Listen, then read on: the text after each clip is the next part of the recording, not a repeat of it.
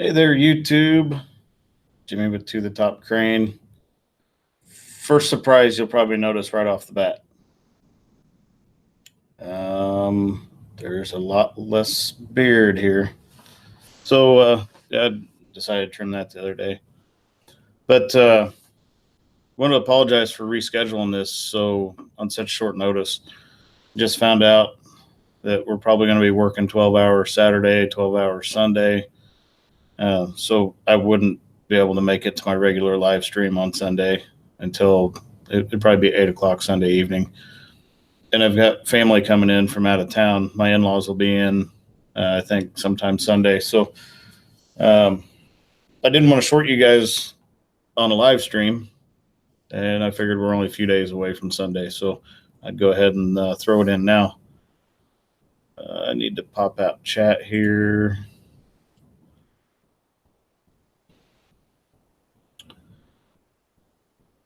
Hey, Brandon, how are you doing, Brandon?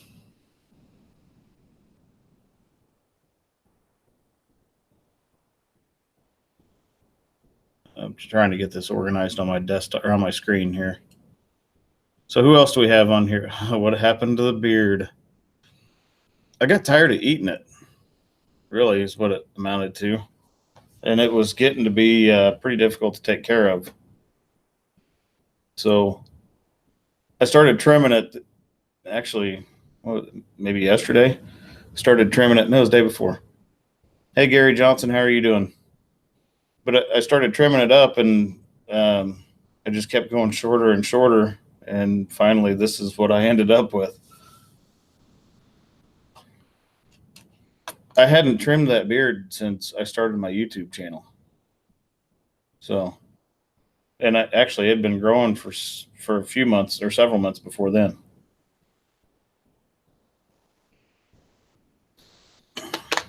But it's been kind of a long day. We've been really busy at work. That's why I haven't been uploading as much, and I'm still keeping up on comments for now. But we've been swamped at work, and it's going to be a busy weekend.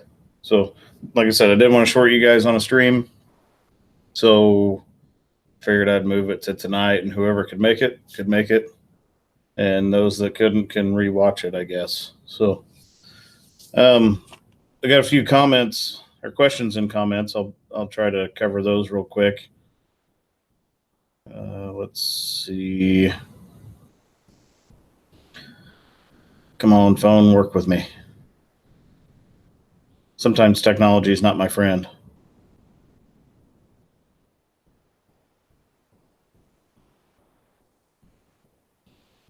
Okay, so Wayne Tharp asked, or he said he can't believe that they don't make us use escort vehicles, especially since the boom swings into other lanes. In Missouri, the escort vehicle is required over a certain length, and then probably over a certain width. But since I've got the boom retracted and the block on the dolly, the boom doesn't really swing out too much.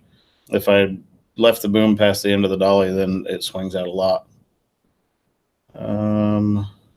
And then he asked if I had any guess on how much weight is transferred to the dolly. I'm not certain. I'm going to say it's right around 35 or 40,000 pounds, maybe. And then he asked if I can hook the dolly up by myself, which I can. So hopefully that answered Wayne's questions. And then Denny Skirb asked about the boom cylinder and swing being in float. So there's a lever on the boom cylinder. Actually, it's at the base of the boom cylinder that puts it into float mode, which allows the boom cylinder to float with the movement of the crane. And then on the swing circuit, there is a couple valves. One isolates the swing brake, and there's an accumulator on that circuit. And what that does is it holds the swing brake released. So the swing brake on that crane is spring applied, hydraulically released. So that's what holds the swing brake released is the hydraulic accumulator. And then the swing motor just is along for the ride. It just sits there, and it's in bypass mode, so it's just pumping oil back and forth.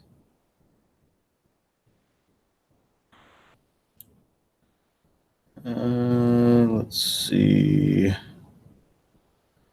Brandon asked what projects we're working on this weekend. We're still on that project with those insulated panels and the vacuum lifter, and we're approaching our deadline on that, and they still got a lot of work to do. So, rumor is we're going to have our 100-ton and a 50, like our 100-ton Tadano and a 50 128 Manitex with one crew, and then we're going to have the 200-ton Tadano and another 50-ton Manitex with a second crew trying to get that job done this weekend.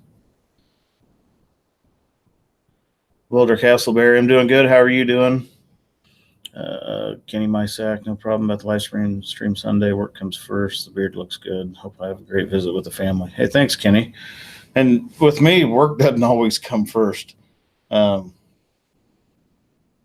typically don't like working weekends if I can help it. And they haven't definitively said whether we're going to work this weekend or not. So if they don't make a decision pretty soon, I'm not going to be available. Let's see. Gary Johnson asked how much the big crane weighs. Just the crane by itself is 129,000. Richard Savalio. Yeah, I mentioned the boom cylinder being in float on the video. Mike Manford, nice surprise. Oh, Charles couldn't join tonight. Well, when you see Charles, tell him I said hello. Videos by all great weather here in the Midwest. It's a little unseasonably warm, though. At least I think it is. Welder Castleberry is good. He's at the fire department. So who else do we have on here? We got 17 people viewing. I've got another surprise too, but I'm waiting for a particular person to get logged on to the stream before I break out this other surprise. So James Bergeron's actually working right now. Are you working at work or are you making bracelets, James?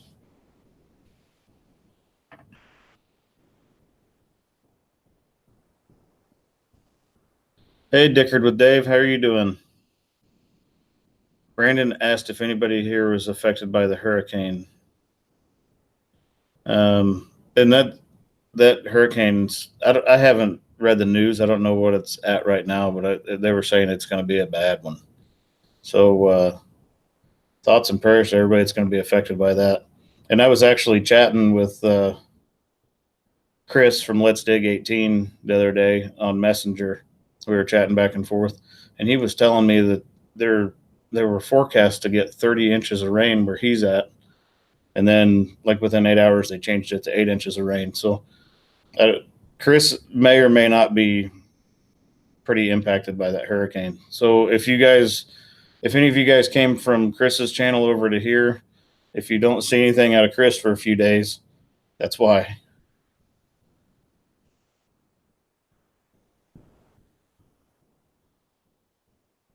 Richard Savalio is back in the hospital too.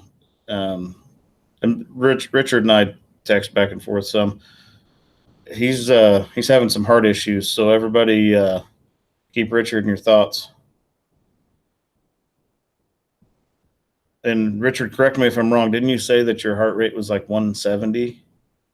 Which that's astounding to me. For if you're just resting and it's at 170. Mike Manford said they're all good there in Florida. James Bergeron got an order for new paracord supplies and tools this morning. So, James, are you selling any of those yet? I tried to send a bunch of people your way on that last 6-hour live stream.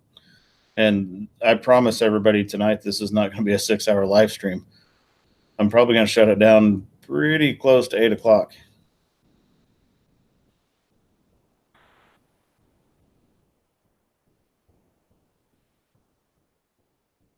Let's see. Christabel, Vermont is now under the storm for Tuesday. James Bergeron making his first order for 2 bracelets. Richard Savalio said it fluctuates from 35 to 180s. That's insane.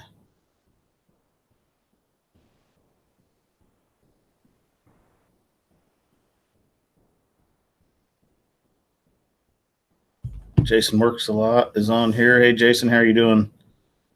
Oh, he's going to go down to the computer for this. Brandon, how about an 8-hour live stream? Probably not going to do an 8-hour live stream either. That 6-hour was a marathon, and I can't actually believe that I did that. It destroyed my analytics on YouTube.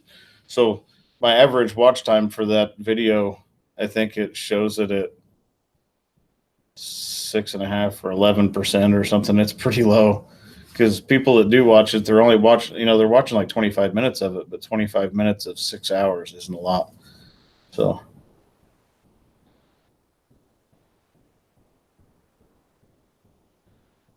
JJD 1913. I'm doing good. How are you doing? Josh Wellner. I can't believe you did that.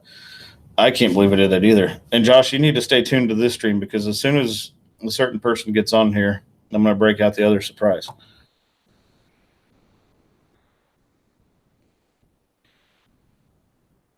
I'm actually checking to see if they are.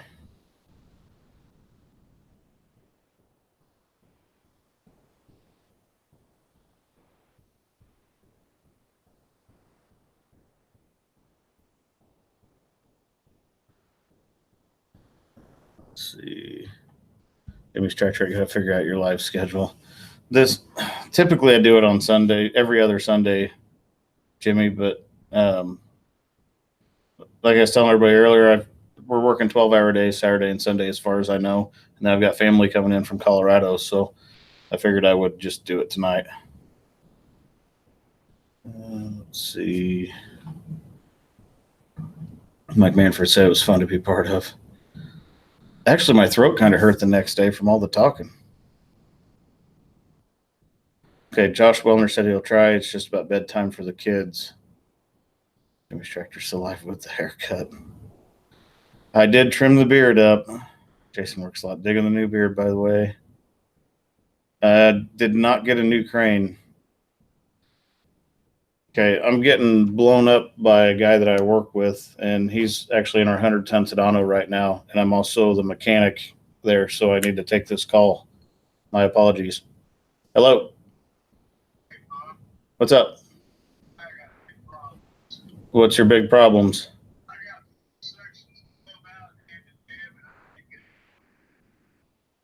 Okay. Do you know how to do it in manual mode?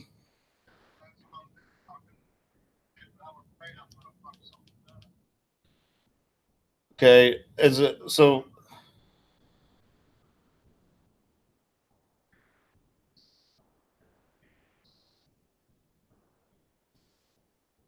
You can't get to move it either direction, and it's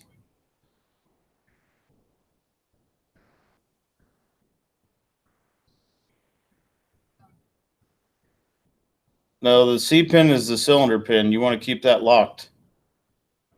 You want to try it? Well, or you can try. Did you have them all at 100% and it came to 98% and then got stuck?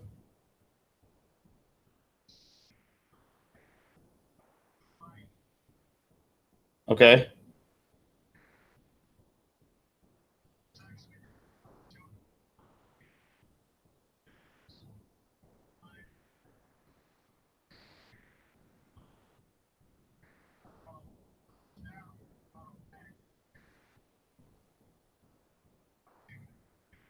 Okay. So you had them all at 100% then, though. Okay.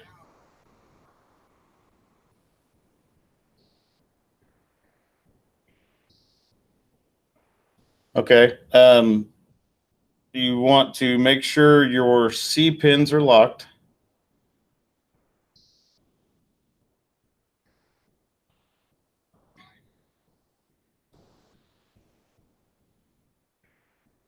I'm not sure on your video screen.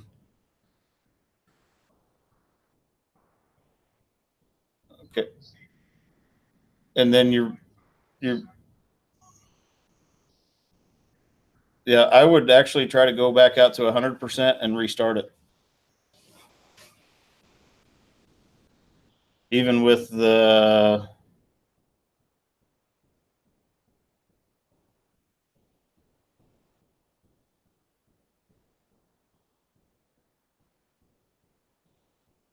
What's the book tell you?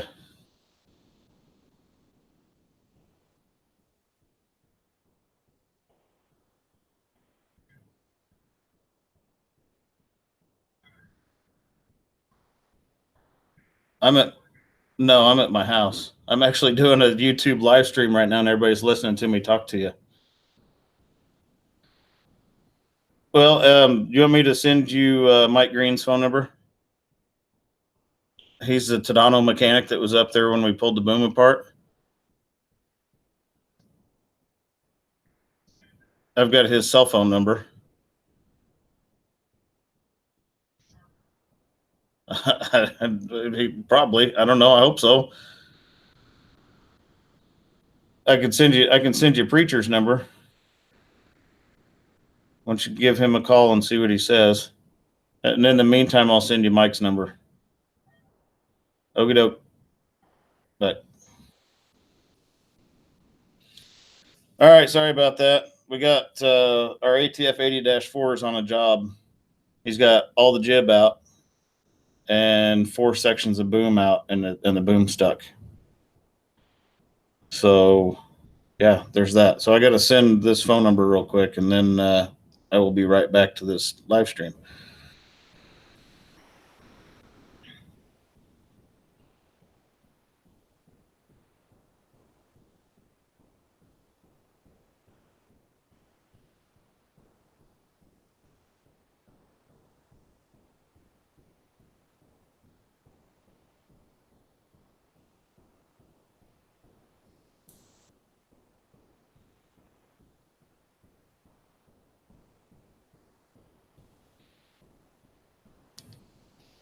Okay, so that phone number sent. Let's see what happens. Well, okay, now I'm sure I missed a lot of comments, and I apologize. Mike Manford, I know they broke it. Let's see. Chris DeBue asked, did we get a new crane? No, I didn't get a new crane.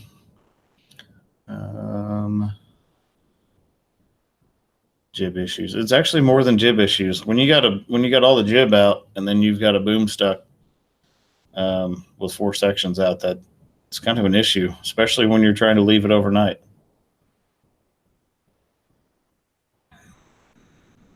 Gary Johnson, if you're still on here, I hope you have a good evening.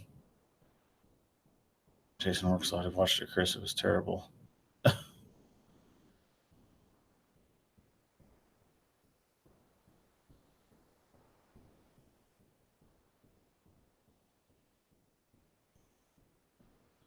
Okay, let's see.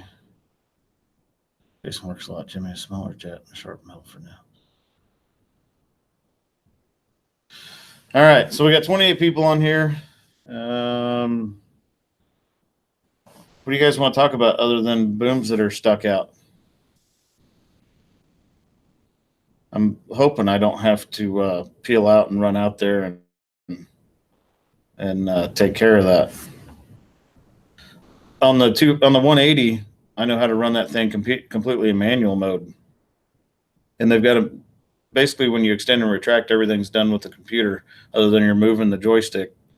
The computer determines where it locks and unlocks and which sections it's pulling in, all that stuff.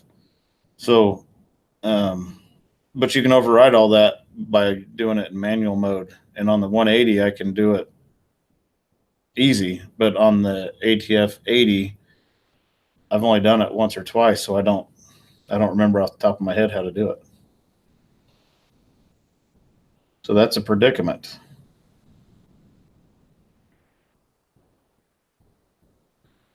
Okay, so is Josh Wellner still on here?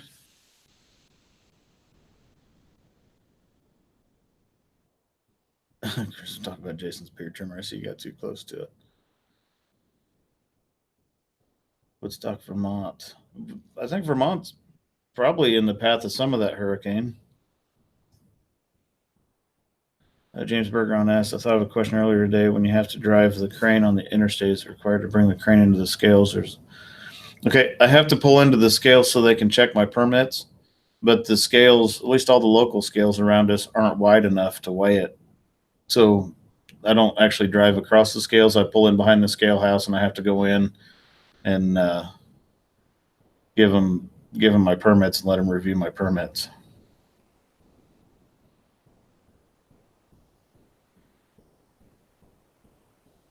Okay, so hopefully Josh Wellner's still on here. I'm gonna show you guys the other surprise, and this was sent to me. Some friends of mine, their kids have the channel, the kids down on the corner, and it's just teenage boys. They have gaming and some other stuff on there and whatnot. And they watched my video of me in that 17-ton boom truck in the rain. So they sent me this. Check this bad boy out. Evidently, this would work on that 17-ton boom truck in the rain. I'm not sure I'll be able to look up, but really, when it's pouring down rain, who needs to look up? So I figured I would show everybody that. But it was kind of a neat gift. It made me chuckle. And it would actually be good for fishing, if it was sunny, or maybe I need to let Randy with G4 use it. Jason works on it's bad luck to have an umbrella open indoors, man. Someone has to say it. That's not an umbrella, Jason. That's an umbrella hat. Therein lies the difference. It doesn't have a handle in it, so it's not a true umbrella. Inner C rotator, that's a new channel name. Well, welcome to the channel.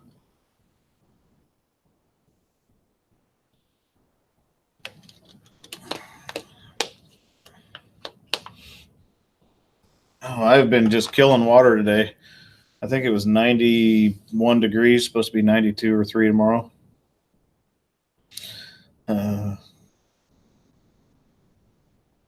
Chris Rowland, and you said you'd wear it. I did wear it for a few minutes. Well, a few seconds, I guess. I might try. If I get stuck in that 17-ton boom truck in the rain, I might try it. We'll see. Jason works a lot. My mistake. I didn't realize you were a lawyer part-time. No, I'm no lawyer. Just a crane operator. Probably a lousy one at that. I just make things go up and down. Although I haven't edited any video on the tank job that I did yesterday. That tank job was actually supposed to happen on Tuesday, and it pushed to Wednesday because the tank didn't leave Illinois on time. I tried to get my footage out of my camera, and for some reason it's not wanting to transfer. So I'm gonna have to work on that. But that tank job didn't go as planned. Supposed to be 92,000 pounds, weighed 103 and some change. Ended up, we tried to pick it up. I was set up for 97.7. So I maxed the crane out, and it still didn't come off the trailer. So we ended up having to switch to our big block, change the boom configuration, put 8 parts of line in, and I got myself set up for 130,000, and it came off the truck at 103,000. So there was that. And then the saddles that it sits on were actually welded to one side, so we had to spin it, and it was quite the ordeal. Fortunately, it was about 3 miles from my parents' house, so they came over to the site, and they were off out of the way. And my mom sat in a lawn chair and recorded the whole thing from the lawn chair from a little ways away with my little GoPro session. So I do have some footage of it. I just don't know that I can get the in-cab footage off of my other GoPro. Welder Castleberry asked if I ever run a friction crane. I have not. I've been an oiler on a friction crane, but I haven't operated one. And we have one now, and I'm going to try to avoid it like the plague. We're going to see how that works out. But we bought a Link Belt 318 with a 5-yard clam on it for offloading barges on the Missouri River. And like I said, I'm going to try to avoid that thing like the plague.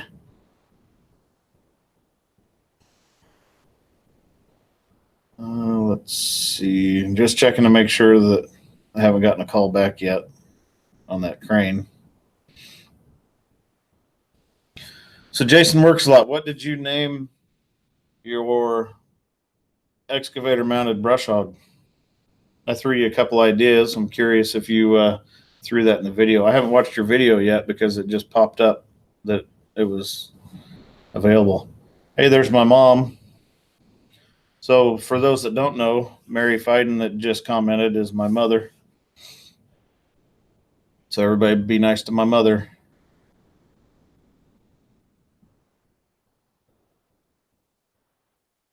T-Bomb, how are you doing, T-Bomb?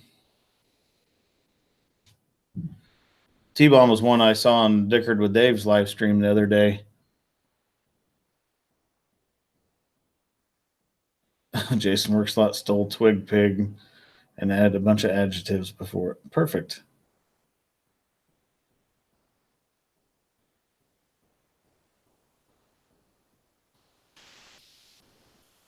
We've got 30 people on here. That's not bad on a Thursday evening with short notice. Matt DJ01, that's another new channel name. So welcome to the channel. Should an operator always keep his hands on the controls? Is there any rules or regs regarding hand placement when there is no need for operating the controls? No. I mean, there's a lot of times I'll kick back in the cab like this or just sit there with my arms crossed or whatever. I mean, you don't have to sit there with your hands on the controls. Now, if I'm doing something that's pretty important or really precise and they've got me kind of held off for a few minutes, then I'll typically sit there with the controls in my hand just in case I need to do something. But once you put the crane in a position, it'll stay there unless something catastrophic happens. And at that point, the controls probably aren't going to do you much good.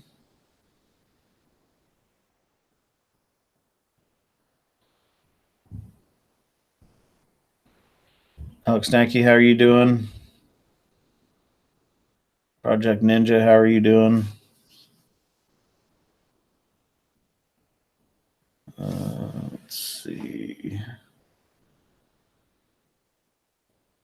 Trying to get caught back up on comments here. Jimmy's Tractor, that's a good kid you raised. Boy, it was a lot of trials and tribulations getting it here, though. T-Bomb said he just dropped in to say hey and give me a like. Got to work tomorrow. Hey, thanks for stopping in, T-Bomb. My streams probably aren't as energetic as some of the other ones that you're on, but nevertheless, I appreciate you stopping in and giving me a like. And for people that don't know, liking videos does make a difference on the channel. It does help YouTube suggest the videos to other viewers. So I'm not one of those people that typically asks for it, and I won't post stuff in videos about like and subscribe. I did it on a few of my early thumbnails, and I just didn't feel right doing it. So if you feel compelled when you watch a video or a live stream, hit the like button. If you don't feel compelled to hit the like button, if you genuinely didn't like what you saw, then don't hit it. But it does help.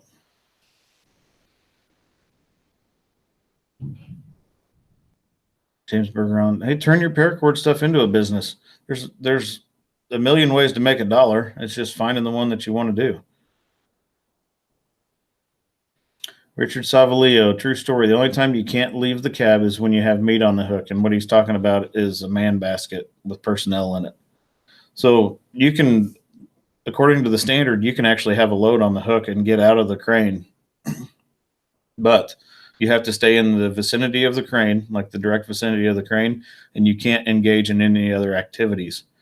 So, like, say there was a guy 20 feet from the crane and he was digging something with a shovel and he needed you to come over and check grade for him, and you had something hanging on the hook that wasn't a man basket.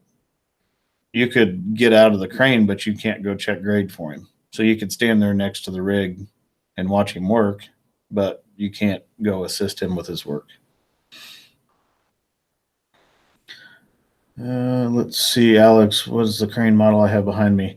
That is a die-cast Tadano 160G-5, which is really similar to the one that I operate. So, hey, Barry Hansen, how are you doing? Barry, all the way from New Zealand. And I watched some of those clips on YouTube of that concrete bucket that fell over there in Melbourne. Became detached from a crane. I think it was a tower crane. And man, that's terrible. Killed a person. I think put two other people in the hospital. One of them pretty seriously. And I think what that happened a week or so ago, Barry. Christy Bow, what is Chris's last name from Let's Dig 18? You will probably have to go ask him. Here's kind of how I roll on YouTube. I'm not going to divulge other people's information. I mean, you can see his last name in some of his videos on the side of their truck. And actually, one of his older videos where Volvo is interviewing him, it's got his last name and stuff in it. But I don't feel right by divulging someone's personal information on the World Wide Web. So Christy Bow, if you look hard enough, you'll find it. I promise you'll find it. Barry Hansen, hey, thanks for liking the beard. I took a lot off. I took almost 7 inches of beard off. James Berger, I found some more Tadano crane models a few days ago. Richard Savalio said he doesn't much care for it, but they fly a lot of cages and baskets here in tunnel jobs. I don't mind flying a man basket as long as they don't mind me shutting them down when the wind gets to 20 miles an hour. And I don't mind flying a basket.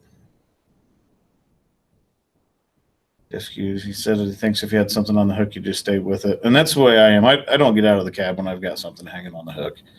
I mean, the standard says you can, but I don't. Unless now, okay, I can't say that I don't. I have switched places with my oiler before to go use the restroom when I was holding on to something for like 9 hours, just sitting in one spot for 9 hours with something hanging on the hook. And I mean, in that case, you're not going to be able to sit there all day long unless you have a diaper on. My mom, so I didn't mess anything up. No, I got a lot of footage out of that little camera. Jimmy's tractor. It's not my place to do an AVE face reveal. Jimmy's tractor. Where did you get a picture of AVE's face? Because he's kind of like, if anybody is old enough to remember the show Home Improvement back in the 90s, Tim Allen's neighbor, what was his name? Wilson, never showed his face on there. And AVE, as far as I know, has never shown his face in a video.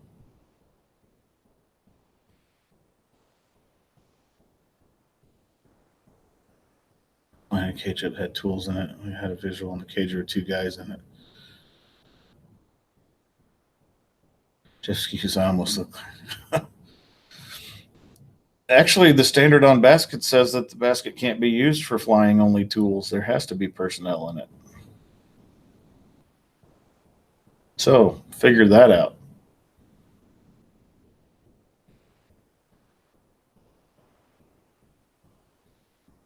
And the basket has to be the only means to reach a particular area, or the safest means.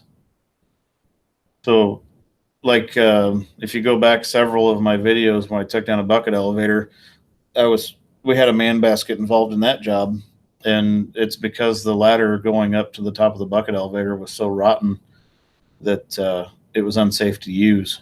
So the man basket was the safest alternative.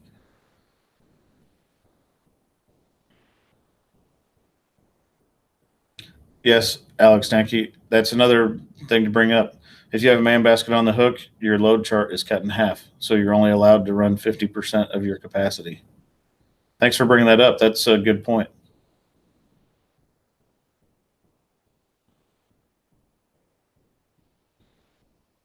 So to clarify that for anybody, if you say you were setting a piece of iron and you were stretched out 100 feet and you were good for 4,000 pounds, well, if you had to fly a man basket up to where that piece of iron is, you're only allowed 2,000 pounds, even though the crane's good for 4,000.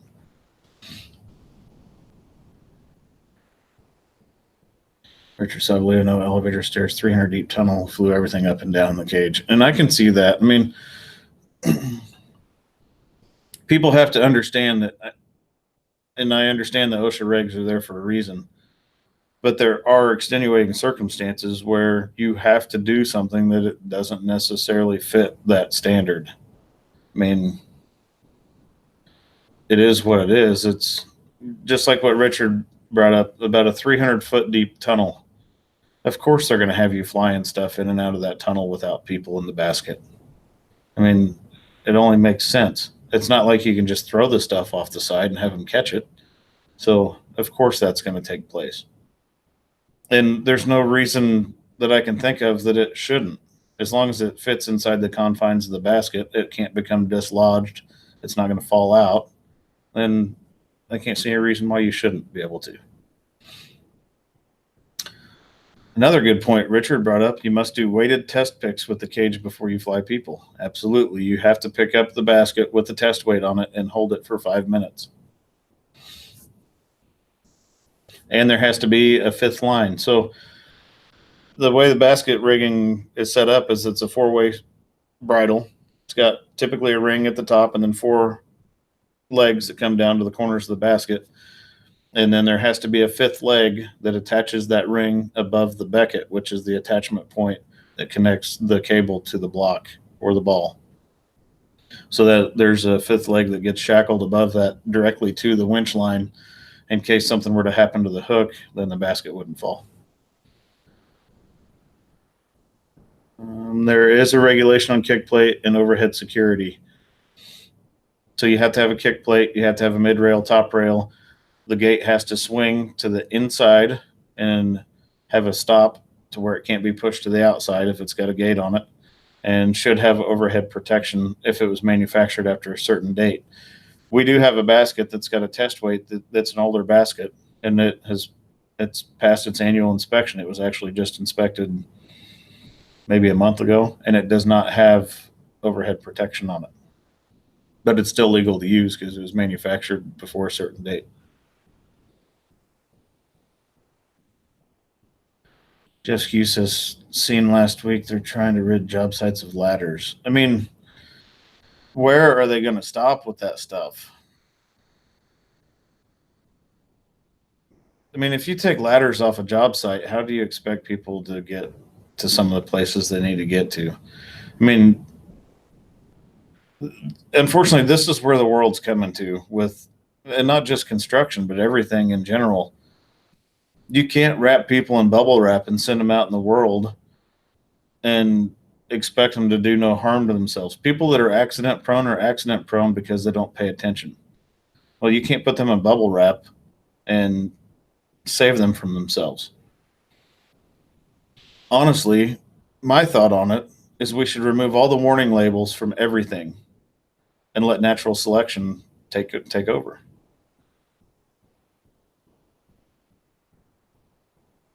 Alex Yankee, and the hooks and shackles have to have a keeper. Yes, the hooks and shackles have to have a keeper. Let's see, Richard Savalio, there's a difference between work deck, basket, man cage. Has no tie-offs inside work deck, has tie-offs, scaffolding.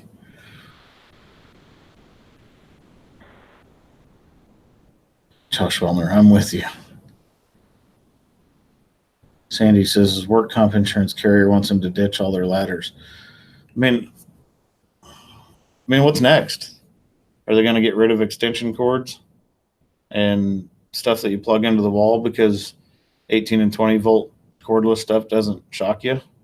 I mean, sooner or later you got to charge it. I mean, people that don't have common sense because they haven't been exposed to certain things. I can remember as a kid experimenting with stuff, and my mom can vouch for this. She's probably still watching. I would take everything apart that I could get my hands on. Sometimes I didn't put it back together. Actually, a lot of times I didn't put it back together. But I would take everything apart. My toys, my brother's stuff,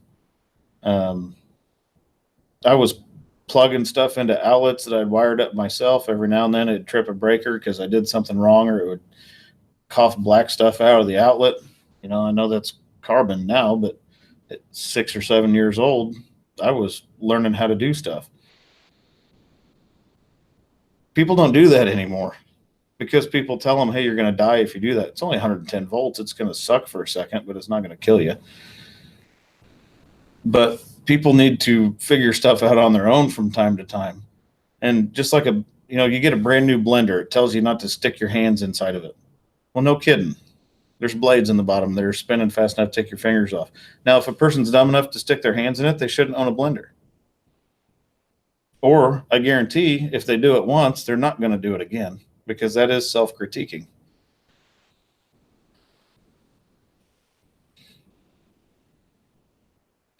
Went off on a tangent on that one. Sorry.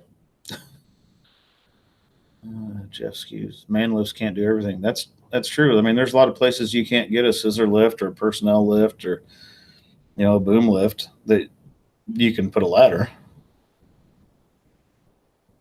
See, some GCs down here getting really strict about extension cords. That's across the board. Alex Danke, it's the amps that kill. It is the amps that'll kill you. I got fried by a welder one time. It was a Miller Bobcat. I think I was 18 years old, and I was welding a clip on a column for a little addition we were doing inside of an industrial plant.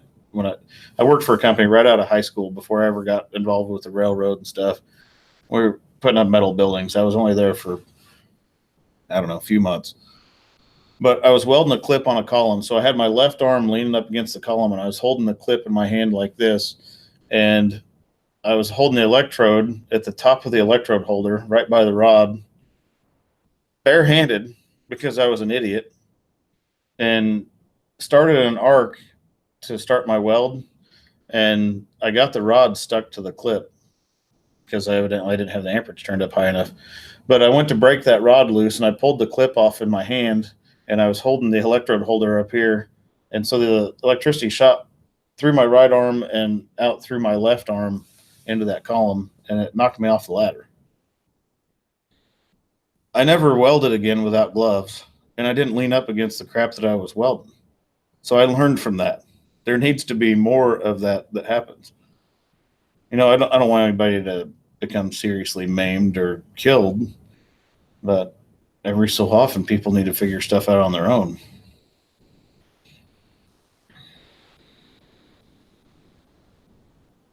Let's see. Barry Hansen extension leads have to be off the floor and on towers. Wow. I would think that would create more of a mess, because then you'd have people getting stuff tangled up in them. My mom said you should all feel lucky to see my face because I hate cameras and having his picture taken. I'm getting over that now. That's pretty much gone. If you watch my very first video, you can tell that I did not dig being on the camera, but now it's pretty well over.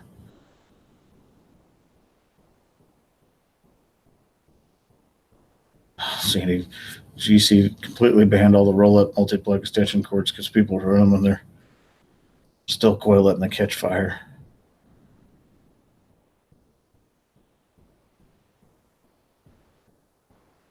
Shiloh 2010, hey, Crane just backed you up in that snap bolt thread for exactly the reasons I now find you discussing. Oh, cheers from Oz. Hey, thanks. And thanks for joining the channel. That's another new name.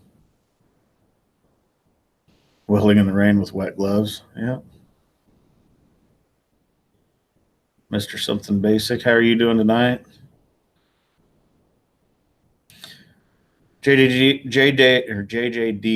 We're just going to call you 1913. Thanks for stopping in. Go put some food in your belly. James Berger on kind of electrode holder on a welder on fire once. Jimmy's tractor, you can lift the basket only a few inches, then check all is good before continuing. It depends. Typically, I'll dry run to where I'm going to have the man basket. let it hang up there in the airways. But what you're checking for with the test weight when you lift the basket is to make sure your becket's going to hold, make sure your hook's not going to fall off, make sure the rigging on the basket's not going to come apart. You're not necessarily checking the capacity of the crane, because you should have all that sorted out before you ever make the pick or before you ever lift the basket. You should know your max radius, your max boom length, your boom angle, all that stuff before you ever pick the basket up. Make sure that you're good for it. So your test pick is to make sure everything that is attaching the basket to the crane is going to stay secure. James Bergeron also caught his welding partner in welding glass on fire. That's funny. Sandy asked, how the heck did you pull that off? I don't know if you were asking me or someone else on something. Hammerhead, how are you doing, Hammerhead? Excuse. Glad I didn't go into that class. Don't use umbrella and lightning. Hammerhead says he sees I trimmed the goat whiskers. I did trim the old beard.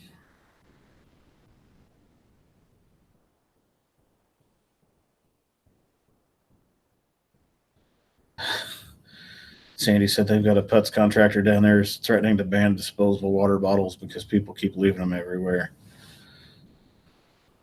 Well, then I guess you're going to have a whole bunch of dehydrated people running around, because that is honestly the most convenient way to stay hydrated.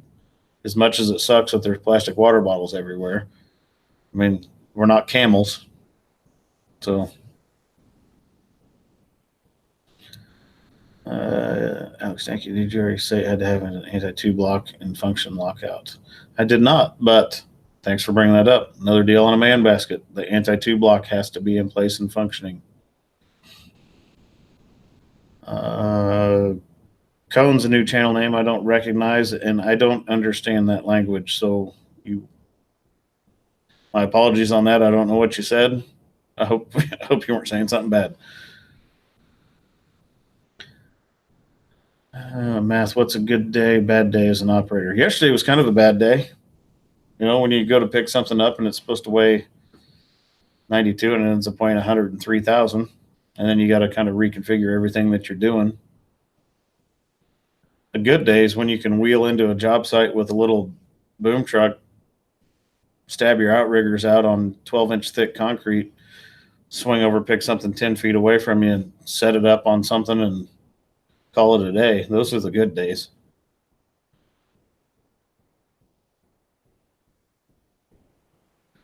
I'm not sure with OSHA, but MSHA mandates that you fly a cage to every place that you need to work before you put people in the cage. I mean, I can see that, but I mean, honestly, if everybody's doing what they're supposed to be doing, that's a complete total waste of time.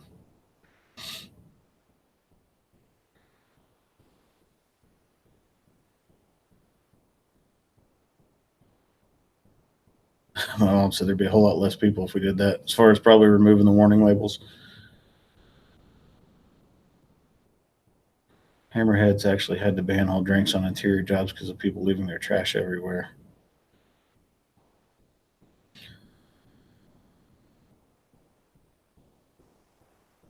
So that I've seen job sites that didn't have trash cans pretty, spread out, pretty readily available to people, and those are the job sites that generally are the dirtiest. I've been on job sites that had a trash can like every 30 feet, and they were the most spotless job sites that you could be on. So some of that could be because the general contractor hasn't taken the steps necessary for people to put their trash in a receptacle. I mean, I'm not saying that you should have a trash can every 5 feet, but you have a fire extinguisher in industrial facilities and whatnot about every 25 or 30 feet to prevent a fire. Why couldn't you put a trash can every 25 or 30 feet to prevent trash?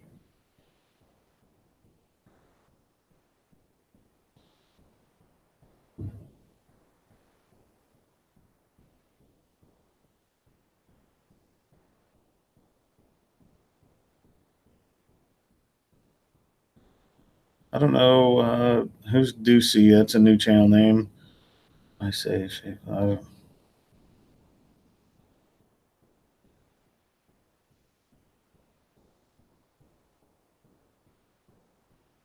Cone's Google translation. It shrugs fat. What shrugs fat? Okay, I'm lost on that conversation.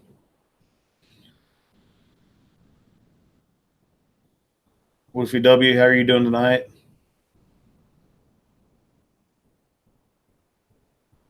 Sandy said he's seen a couple guys on job sites wearing those camelback things. I mean, I can see wearing a camelback, I guess, but also I can see not wanting to lug around a gallon of water on your back. Jimmy's tractor keeps labels on his pillow just in case.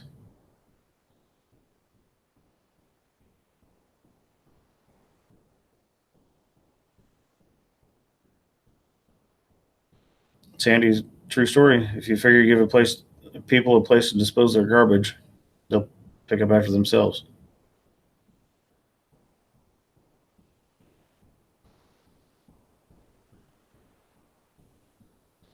Yeah, that Alex Yankee brings up a point. He said the rental place he used to work, operator's cab, was disgusting and full of seeds and leftover trash.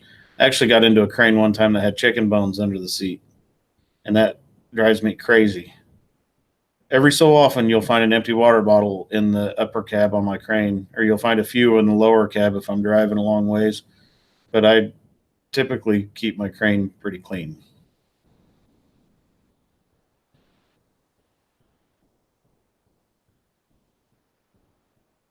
Shiloh 2010. Not a crane operator. I've got a lot of subscribers that aren't crane operators. But thanks for stopping in and subscribing and liking the video. Jimmy's tractor dinner's ready. You guys must have heard that. Chris Rowland, Cone's last message not good. I'm blocking. What was it?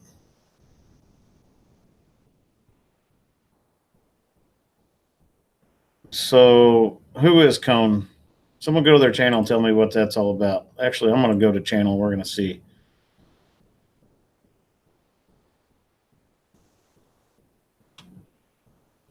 So I've got Cone's channel pulled up here. We're going to look. Got one video. It's a gaming video. We're going to restore chat. We're going to pop out chat again so I can see it.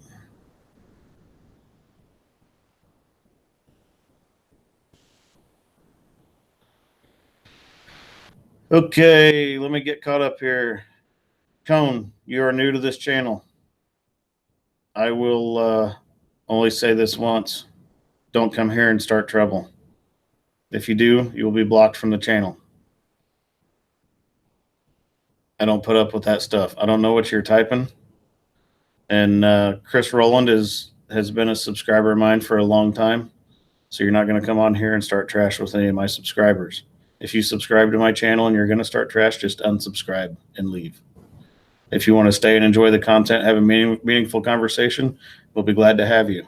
But if you're not going to do that, then get out.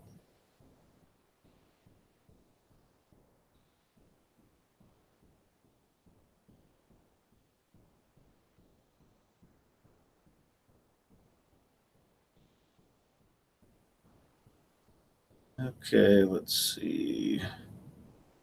Ducey, hello from Serbia. Serbia, that's Russia. That's a little ways away, or over by Russia. Okay, got off topic there for a minute. Sorry about going off on tangent again. Elite Earthworks, nice. Yeah, it is a nice shirt. Jason Works a lot, timed him out. Google translated it. Hey, Jake Break, how are you doing tonight? Grading subdivisions here in Arizona sucks. Alex.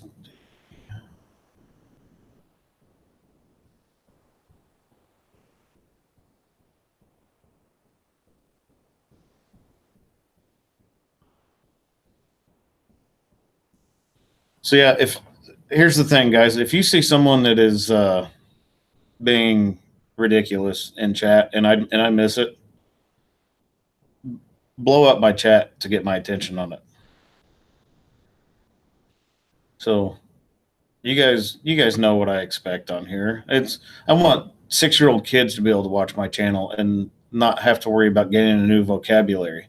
That's what this channel's about. It's about being all inclusive to people that want to be genuine people and be nice to each other. And I'll take some criticism here and there, and I don't mind if someone calls me out on something, if I'm doing something stupid, or if they think it's stupid, then we'll have a discussion about it. But if someone's coming on here and starting trouble, let me know.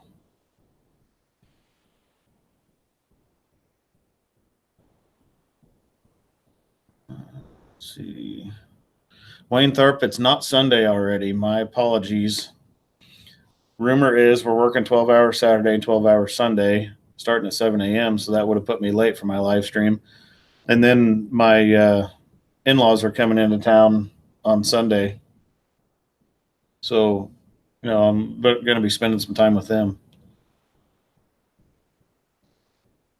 James Bergeron, I can also say I'm a huge fan too. Well, thanks, James.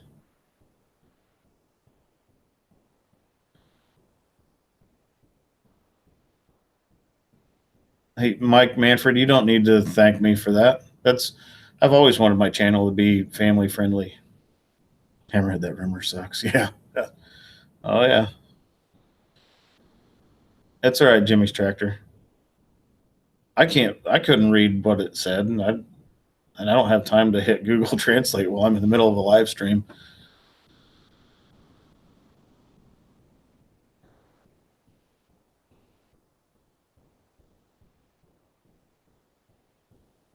Oh, Wayne Tharp says the boy's looking pretty sharp with the new trim.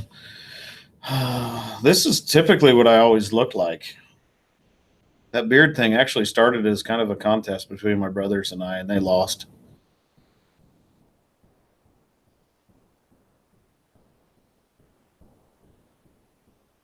Teamwork, just don't time me out again. Oh yeah, that's Jimmy's tractor used to. I think he put Jason in timeout twice. Alex Danke asks, "Can I ask what type of picks you do most commonly?" It's completely random. I mean, it varies. I can make 5 different picks in a day, so it really is completely random. I can't say there's any one thing that we do more than another.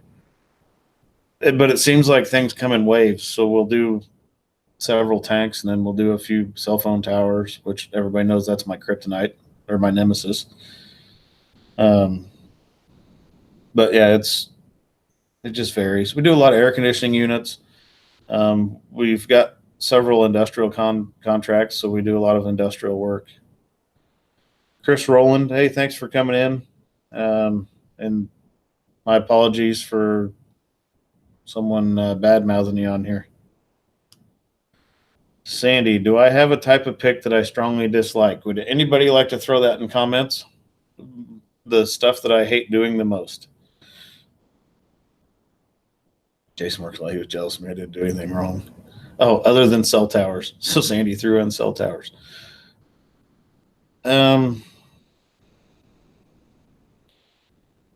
I guess I don't like stuff that is way up in the air. So, because and here's why I don't like stuff that's way up in the air.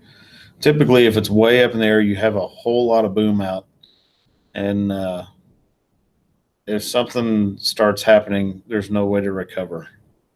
If you got a piece that's 200 feet off the ground, you're not recovering if something happens. Alex asked if I do any kind of precast. We do precast. I did a job last winter before I started YouTube that we did a lot of precast on. I wish I had my cameras then. And I've got a lot of pictures on my phone. That reminds me. This was something I was going to bounce off you guys. I've got a whole bunch of pictures on my phone that go back 8 years.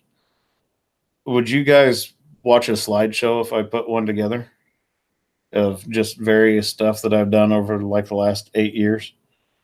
I mean, I've got pipeline pictures, I've got wind farm pictures, crane pictures, probably some dirt work stuff.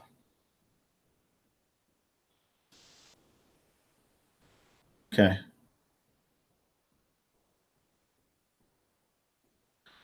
Well, that sums it up.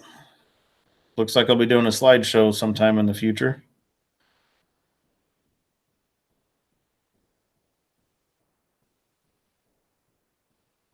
Let's see, trying to get caught back up. No 310-foot tall cell towers. That's true. And I've got to do a pick tomorrow that's going to be one of those that's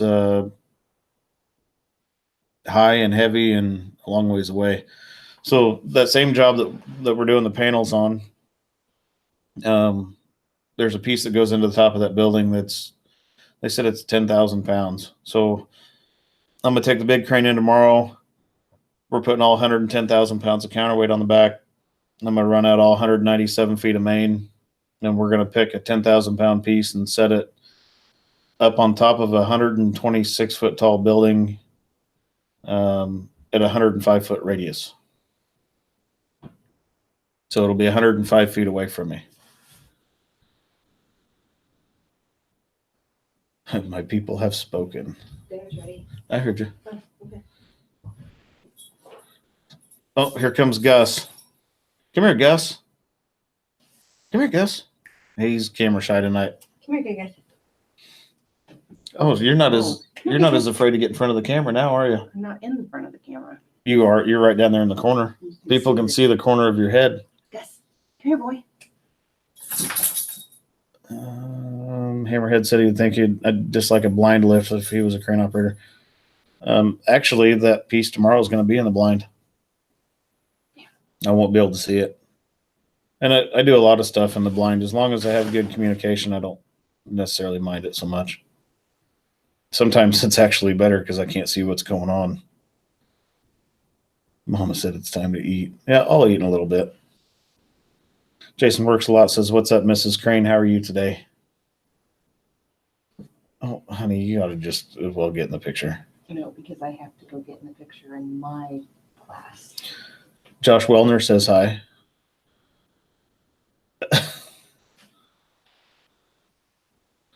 JB98's going up somewhere tomorrow to put their 550 up. That 550's got a, what kind of, is that? That's a Grove, isn't it? 7550 GMK 7550. Those are pretty big rigs.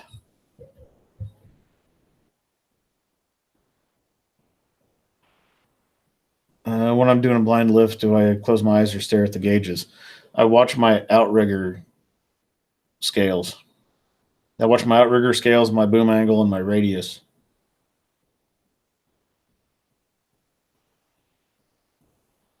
Richard Savalio, yes, communication, hardline only, no Nextel. Yeah, that was sketchy back in the day. Oh, brand new Liebherr 1450. That was expensive.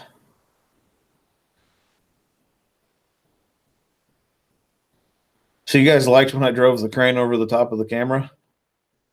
I forgot I didn't have that on Super View. I just had it on regular view. So Super View probably would have given you more of a picture of the bottom of the crane. It would have been from sidewall of tire to sidewall of tire.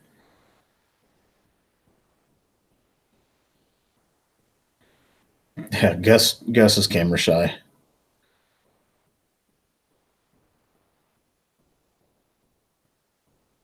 Alex Yankee says he's working at the Port of Milwaukee right now. They do constant picks of 180,000.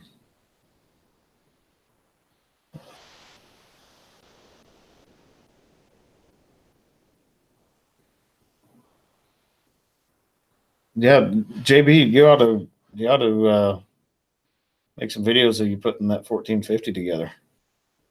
And the thing with bigger cranes is they're a lot more work and a lot more responsibility.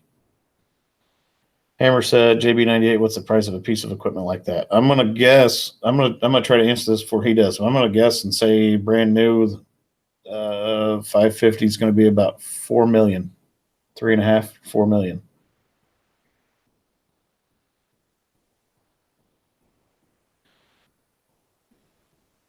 Oh. No, they're more than 2 for 550.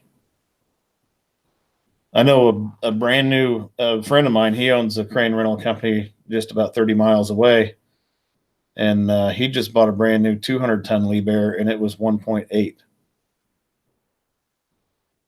So JB98 says, try again. More than 4 million. $15 million for a 450.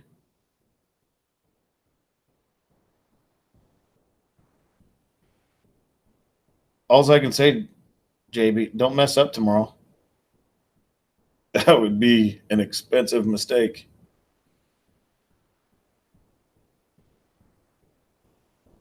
Wayne Thorpe, have I ever become ill during a lift, like emergency bathroom run or stomach stuff that could not wait? No, I've jumped out and peed on a tire before. If I've got a cast iron bladder, you have to sitting in a crane. Of course, they managed to sink a Tadano 4-axle.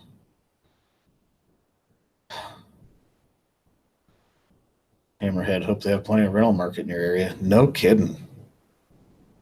Of course, with a 550, they're probably venturing a little further out than just their locality. I mean, I can't imagine keeping a 550 busy consistently. I don't know. Maybe they can. I mean, if there's a lot of high rises around there, a lot of those have air conditioning units on top of them. You'd do a lot of units with a 550 in a place that's got a lot of tall buildings.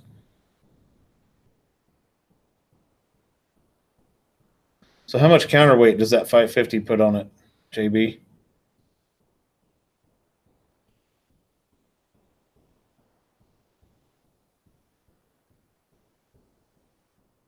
Wayne Thorpe, Hammer, just to mark your territory. Last place he worked. So Alex says last place they worked, they spent $15 million on LR 1300 and 5 of the self-erectors and a 100-ton squirt boom crawler.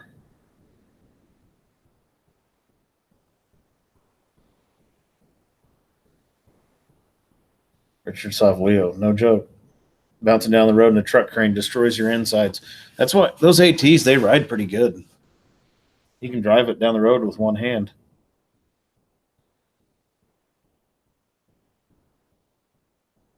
Those truck cranes don't ride so smooth. You would have to be doing a lot of tower cranes to justify a $15 million crane. I know that Tadano that we've got, it was right around $1 million used. Alex Stacky, drive an old Grove TMS 640. No thanks.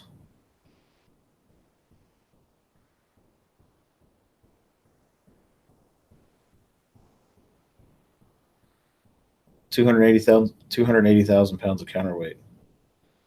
Sounds about right. Hammerhead, not really the dummy. Oh, the dummy's super.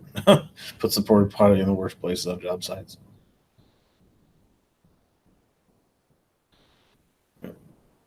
I am spoiled. That Tadano will spoil a guy. A 200-ton Tadano will spoil somebody. I mean, it's as far as hydraulic cranes go, it's the smaller of the medium-sized. I would call a 550 the bigger end of the medium size, and then anything over a 550, you're getting into a big crane. And a lot of people think that 200-ton Tadano is a big crane, which it is. A 200-ton is a big crane, don't get me wrong. It wasn't all that long ago a 17-ton crane was a huge crane. But the 200 is on the smaller end of the medium-sized cranes.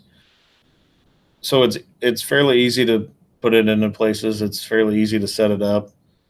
It still puts up a lot of tip height for what it is. And, you know, in our area, it works well. It stays pretty busy. It was actually our busiest crane last year.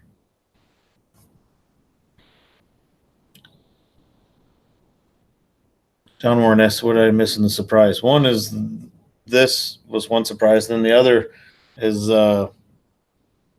some of my subscribers, they have their own channel. Kids down on the corner, I'm friends with their parents. It's some teenage boys that have a YouTube channel, but I'm friends with their parents, and they sent me an umbrella hat. That was the other surprise. Wayne Thorpe asked, cranes do get annual inspections. It's not for state or insurance purposes. It's for job site purposes and OSHA standards, and they get annual inspections.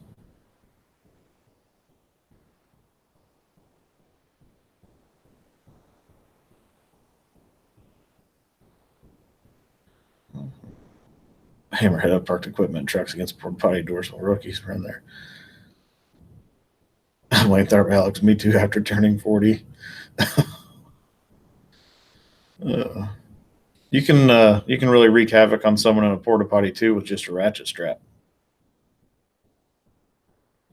Or if you're on a job that uses those little air horns like what you have on boats, the compressed gas air horns, if you throw that thing up against the vents on one, whoever's inside will come flying out. If you honk that thing inside of a porta potty. Oh, my dad's got a YouTube channel now. Okay, so he hasn't done his smoking channel yet, but he has created one for himself. So my dad's now in chat. He says he still haven't had a chance to put up a YouTube channel, but we are going to. It'll be Smoking with Pops. He says I move a lot slower than my sons. Alex, people here think annuals are optional. Annuals are not optional. Oh, Hammerhead, that's terrible. Drop rocks down the vent pipe. I've never done that. I've actually never thought of that.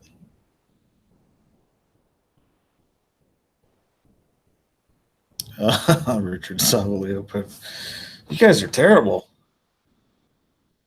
I am never making any of you guys mad.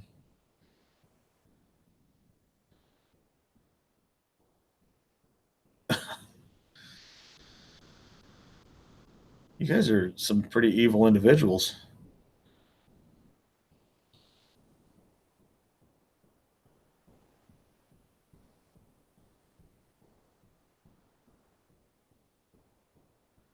Not blue air.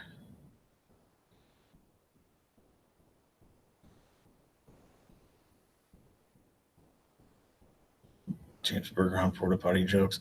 If you go watch Brandon with Elite Earthworks, if you watch some of his videos, Jason works a lot, and Brandon with Elite Earthworks have a thing going where Brandon calls all the porta potties Jason's office. So anytime he's moving porta potty around with a machine, he always references Jason with Jason Works a lot.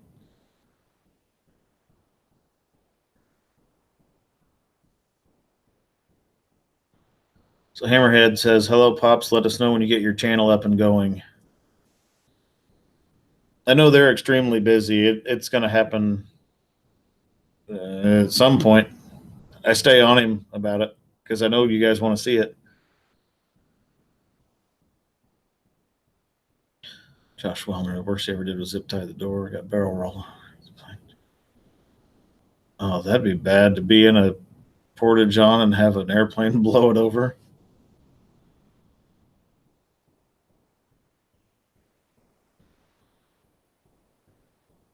So my dad says he really wishes you guys could see me operate the big crane in person. Standing next to it is awesome.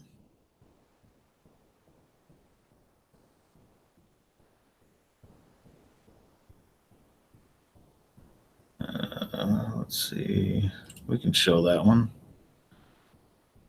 I don't know why it tagged John Warren's comment about used to take the Traco and use straps on the Porta Johns.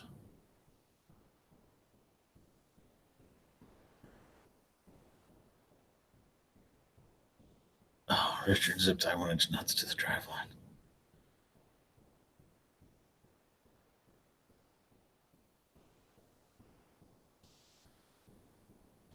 Yeah, Richard Savalio is a heavy equipment mechanic out of Chicago for Local 150. And the last person you want to make mad is a mechanic because they can do stuff to your vehicles that you would never think to check. And they can drive a person crazy. One of the worst I've ever seen as far as someone sabotaging a piece of equipment is they shoved a needle through the wiring harness and it got about 15 of the wires and it was impossible to find it. Ended up putting a harness in, and we cut the old harness apart and finally found a needle shoved through the wiring harness.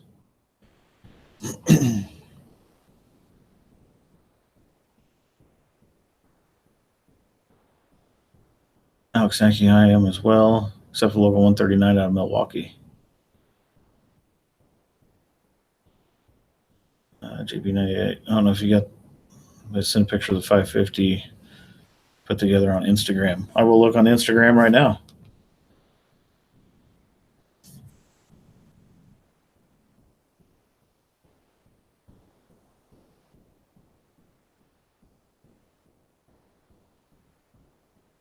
Mm-hmm.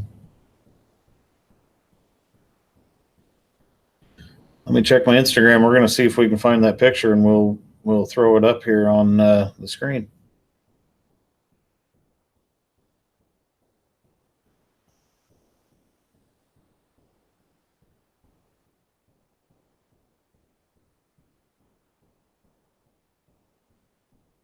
I don't see it. I don't see the 550. What's your Instagram on here, JB? I'll see if I can find you.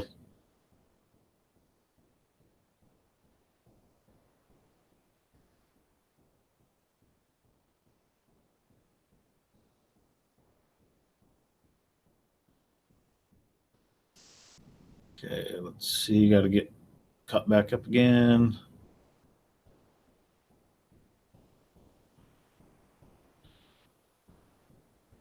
Wayne Tharp, does everybody remember to hit the like button? Almost 2,000 subs. I'm getting close. I don't know what I'm currently at. James Bergeron. It was a pain to find that needle, but by the time we did, we'd already put a new harness in the machine. Richard Savalier, I like when Oilers plug their 12-volt plugs into the 24-volt socket. Yep.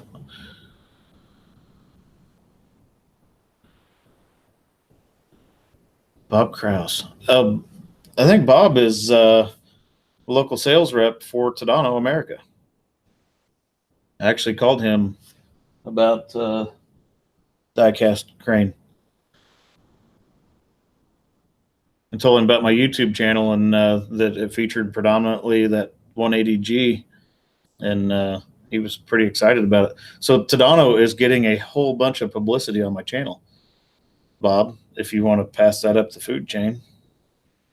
I think I've got 90 some videos now and almost 2,000 subscribers. So if you wanted to take it upon yourself to send me a brand new crane to review, I mean, I would gladly do that, as long as I can keep it when I'm done.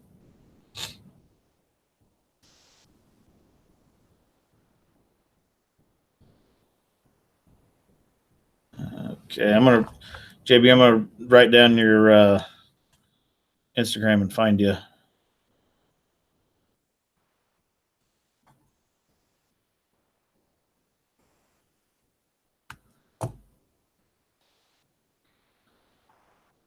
Okay, so my dad says the first posting of Smoking Pop's going to be the formulation for the dry rub.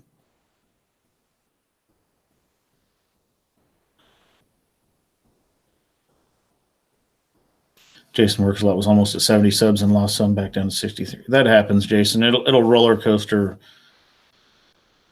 That my sub count has roller coastered the entire time. Bob says thank you. Bob, you don't need to thank me. You guys make a great machine. I mean, that I've run a lot of cranes, and the Tadanos are nice machines. And I'm not going to say this just because Bob's on here. It just reminded me about this.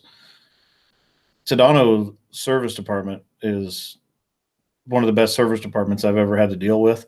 And I've dealt with Genie, JLG, Skyjack, Snorkel, Grove. I haven't dealt with Liebherr, but I've dealt with a lot of service departments, and Tadano America's service department is fantastic to deal with. However, Bob, while you're on here, our 80-4 an hour or so ago has the boom stuck in the air, or had the boom stuck in the air. So I may need you to reach out to me to give me some more phone numbers of some people we can contact after hours. I've got Mike Green and then Preacher out of Texas, but it wouldn't hurt if we had 4 or 5 more people that we could contact after hours for some stuff. So I may be reaching out to you tomorrow, or if you could reach out to me, it'd be great. Hammerhead Tadano should sponsor me. I don't think Tadano is going to sponsor me. Josh Wellner, new crane. I think that's fair. Jason works a lot. Hey, thanks for stopping in, Jason. Keep up the great videos. And if anybody hasn't watched Jason Works a Lot, if you want to see some neat stuff, I mean, he's the guy's sharp as a tack, and he's funny. So go watch Jason Works a Lot. Subscribe to his channel, and yeah, he's got good stuff.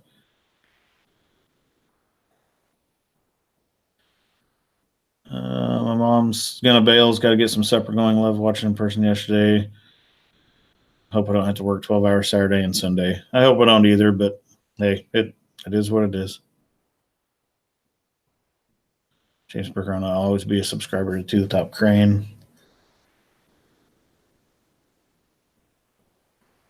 Hammerhead asked, hydraulic locked the cylinder up or is it electronics? I think it's electronics. I think the computer's confused of where the boom is at, and it's not doing what it's supposed to do.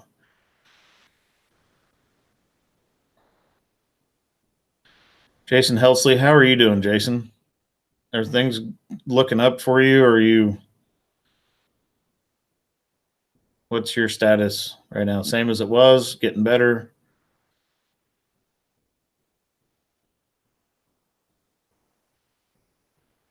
Okay, Bob, I'll give you a shout tomorrow, Bob, and try to get some more.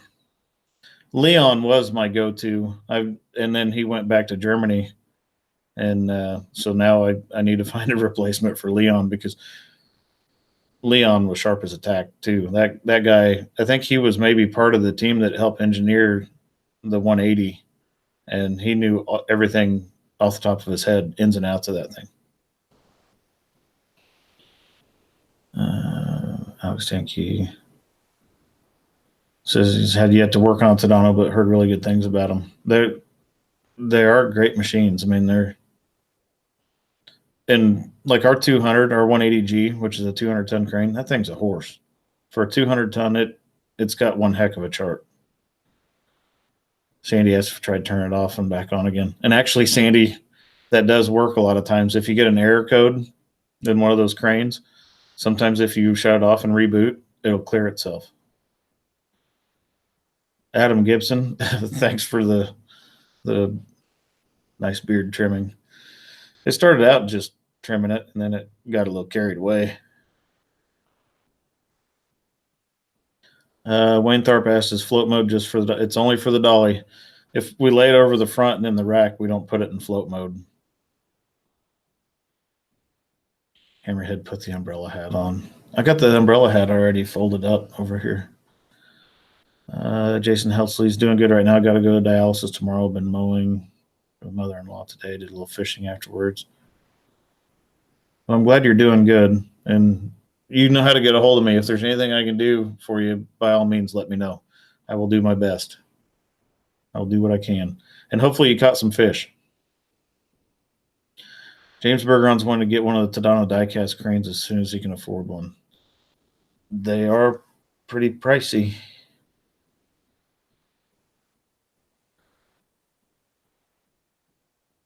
Jason Helsley, from what he's hearing, it's not the 180 that broke down. Our 80-4 broke down, and actually, Lead Earthworks heading right home. He'll be on in about 15 minutes. I'm going to call and see if they got going again. So if you guys can excuse me for just a second, I'm curious. Because that's a pretty serious deal. Have all the jib on it and have your boom stuck in here.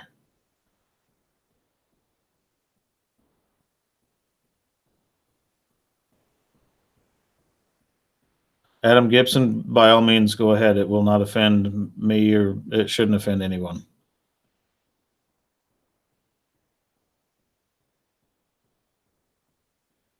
Well, that went to voicemail.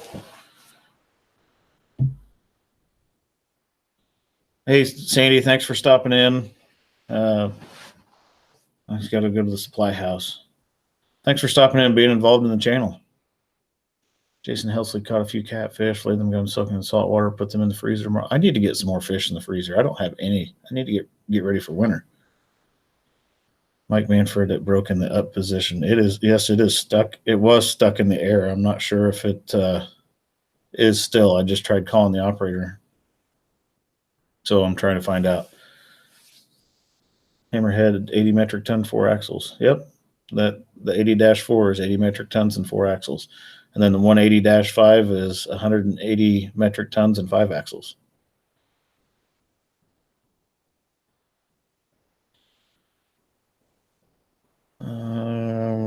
James Bergeron said the one he's looking at 386, the ATF 220G. Did you look on Tadano America's website? Or to the Tadano website, you may be able to get it cheaper directly from Tadano.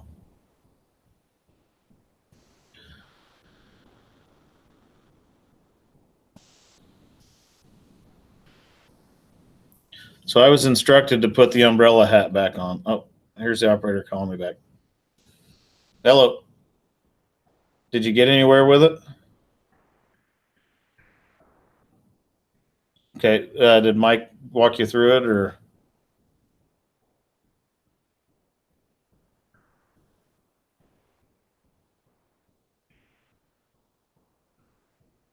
Oh, okay.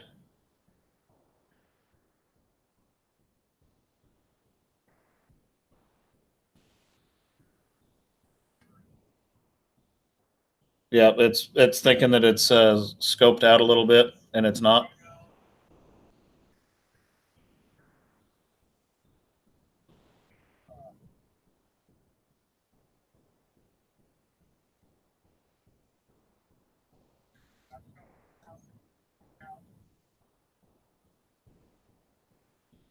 Yep. Okay. Well, it's funny on my live stream. The regional sales rep for Tadano was involved in my live stream, so I told him that I needed some more after hours numbers. Yeah, so I'm gonna call him tomorrow, and I'm gonna get a phone book from him.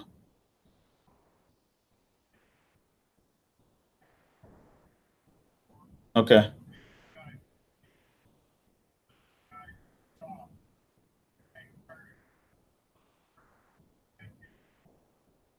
Okay.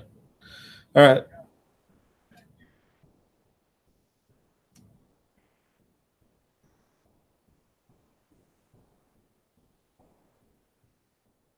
Okay. Yeah.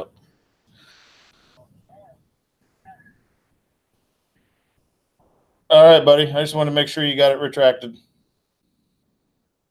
All righty. I'll see you tomorrow. You too. Bye.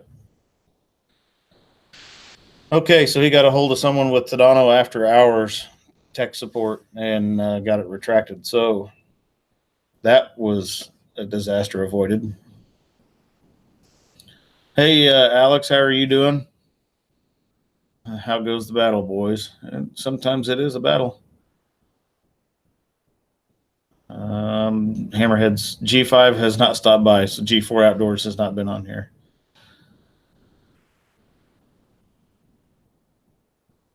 My dad says, Adam, it wouldn't offend me if you say a little prayer for me. God knows I need all the help I can get.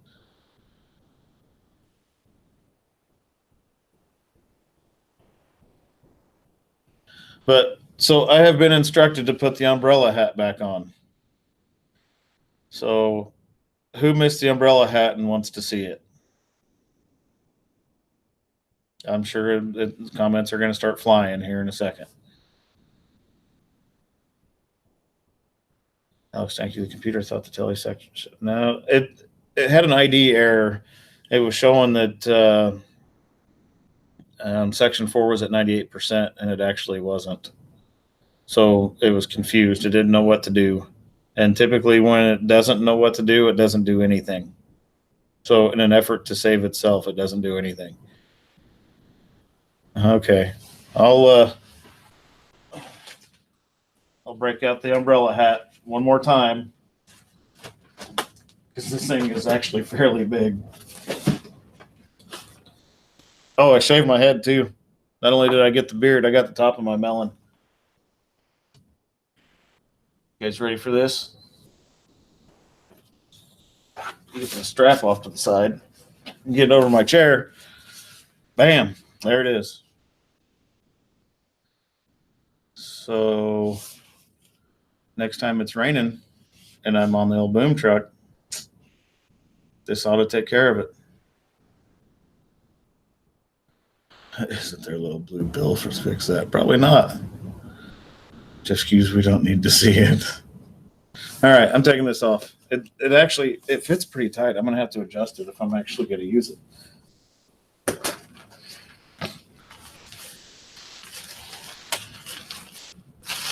Jason Hudson might need that next week. This is, I've seen the smaller umbrella hats that are like a novelty. This is actually a functional umbrella hat. Bob could use that in Raleigh, North Carolina right now. Oh yeah, I'm sure. That thing has that hurricane made landfall yet? My dad says my grandma would be so proud of me in that. So occasionally we'll play cards with my grandma or marbles or whatever, and everybody's got to be wearing a funny hat. That's just one of her things. So that will probably happen. Mike Manfred need a logo on it. Alex Tank, are you familiar with the latch and pin on it? The latch and pin on what, the 80-4?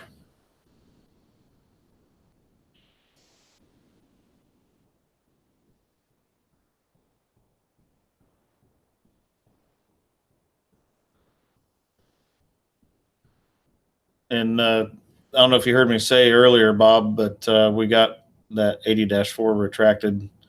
And kudos to your service department again. Our operator got a hold of somebody, actually got a hold of Preacher down in Texas at Houston, and he gave him the after hours number to a service tech and walked him through getting that boom retracted. And then in the morning they're going to do a reset on it, so it should line itself out. James Bergeron didn't see the diecast cranes on Tadano's website. Go to Tadano, not Tadano America, but go to Tadano worldwide, and they've got them on there. But I think it's either in euros or British pounds. I think it's in euros, so you'll have to convert that to the dollar. But you can order them through Tadano America. So if you are on Tadano America's website, jot down their phone number and just give them a call. Tell them you're interested in a diecast, whatever, and they'll tell you what they've got available and a price.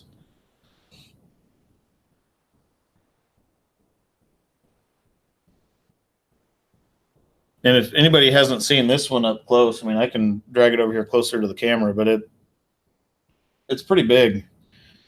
I'll stand next to it. I'm 5'8", and I mean, I've got it up on about a 1 foot tall box, but it's pretty big. So it's not something you just throw around. It's a display piece. You set it up on a desk and you look at it and you think, man, that's a pretty expensive little die-cast crane, but it's neat.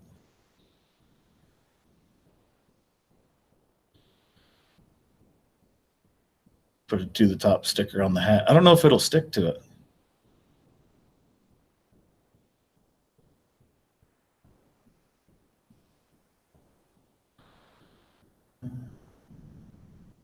At West Coast, Alex got some new stickers coming out. I've got some of West Coast. Actually, there's West Coast up there next to Logger Wade. Let's see if I've got any leftover. Oh, here we go. So this is Alex's other stickers. If I can get my camera to focus on it. There we go.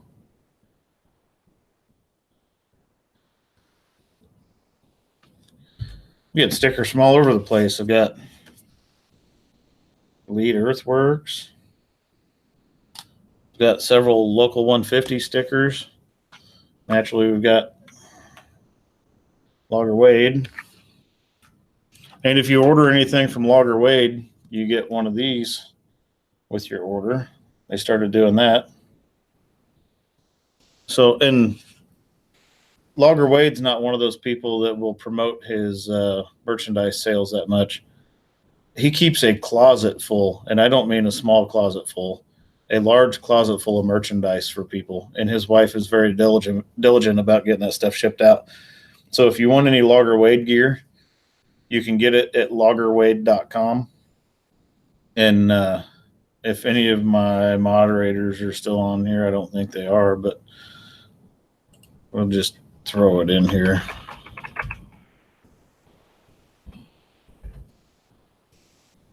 So if you want Logger Wade merchandise, that is where you go to get it. And the hats are comfy. Okay, got to get back. Let's see comments. Does it have valves in the telecylinder for pinning system, or does it have a system like link belt where you use separate cylinder actuate arms for pinning and latching? It has valves in the telecylinder. There's 3 hoses that go into the bottom of the telescope cylinder, and then there's valves in the telecylinder that unpin it and pin it. Mark Mortensen, what's happening? This isn't Sunday. I know it's not Sunday. I may have to work all weekend, and I've got my in-laws are coming into town, so I rescheduled my live stream to tonight.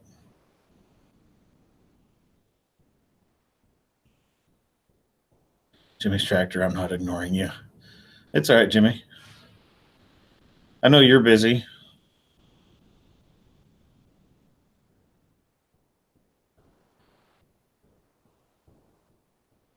I'm guessing, Alex, in one of my videos a little while back, we took the boom apart on the 100-ton, the ATF 80-4, and we had to do some work on the telescope cylinder.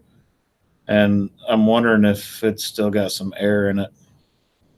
And so the cylinder is not extending all the way sometimes. I don't know. It's got something going on with it. We'll figure it out.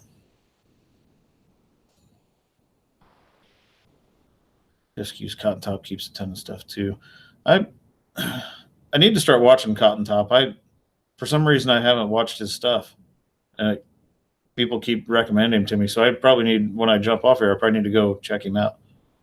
Hammerhead in-laws coming into town would be a good excuse for me to work. Actually, Hammerhead, my in-laws are great. They're great people. I'm probably one of the few people that can say that about their in-laws, but my in-laws are great people. John Warren said when he ordered from Logger Wade, he had his stuff in 3 days. That's pretty quick. Jason Helsley asks, which crane is my favorite to operate, the 80-4 or the 180-5? The 180. It's newer. And the 80-4, it's a great machine. I mean, if you look at, I've got some fairly recent videos from inside the 80-4. It's relatively similar, but the 180 gives you a lot more information. It's got outrigger scales in it, which to me is huge. That should be on every new crane, or actually I wish they'd put on every crane in existence, but being able to see how much weight you have on each corner of the crane is a huge piece of information.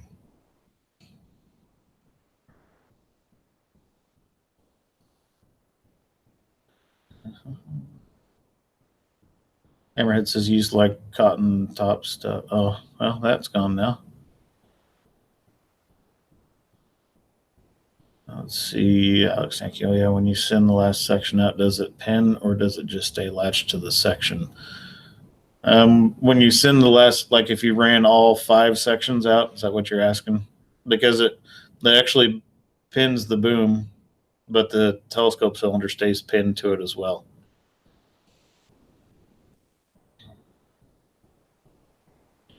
John Warren, well, it's my turn to get the truck washed. So my truck is all shiny again. Hey, Andy. Andy just stopped in from Cut and Clean. Sorry you don't feel good. I'll text you shortly, see what's up.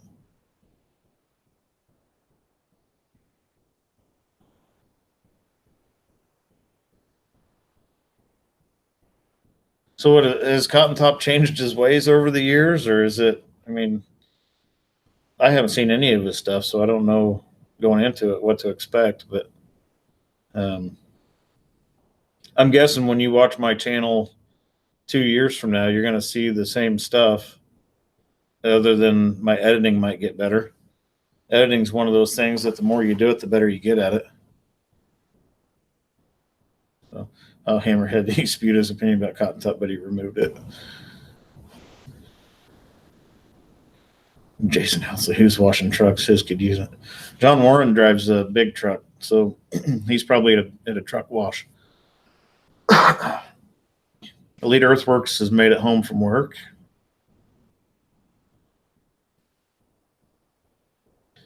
JB98, love to make videos of cranes going up between learning cranes myself and just being super busy. Can't mess with the camera.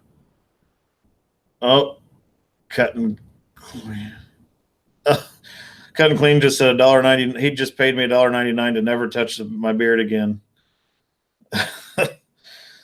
Oh, that's funny.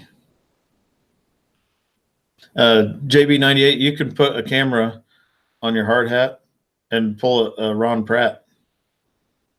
Just click it on for 30 minutes and record what you're doing for 30 minutes and upload it.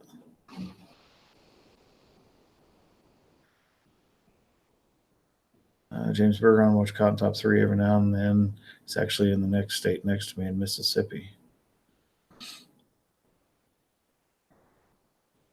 Leaders works a custom more than that to trim it. Well, thanks for hitting the super chat, Andy. You didn't need to do that.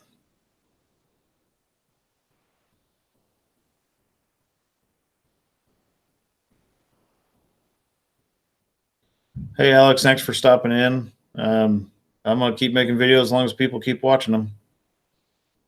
Hopefully they're entertaining. At least I try to make an entertaining video, and I try to, every time I edit, I try to do something new with it. Try to mix it up a little bit. I try to learn a little bit more about my editing software. Is your boat still broke, Andy? If your boat's still broke, bring it up, but don't bring it up this weekend because I'm probably going to be at work.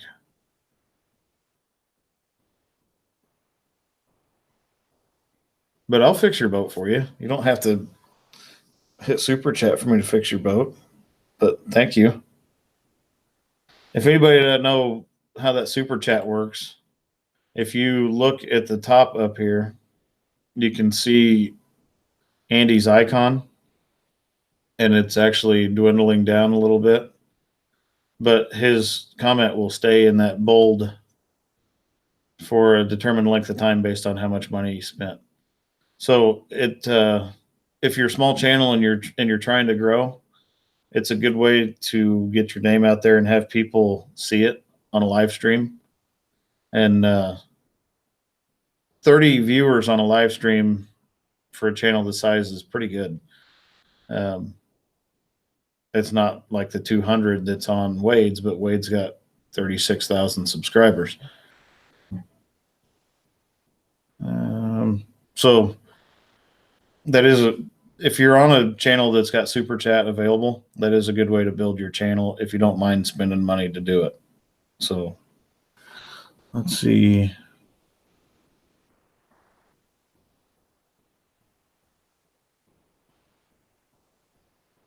Jimmy wanted to put some fish in the freezer for the winter. You head my way, I'll head towards yours. We'll meet in the middle at the land between the lakes. Is that a resort or something?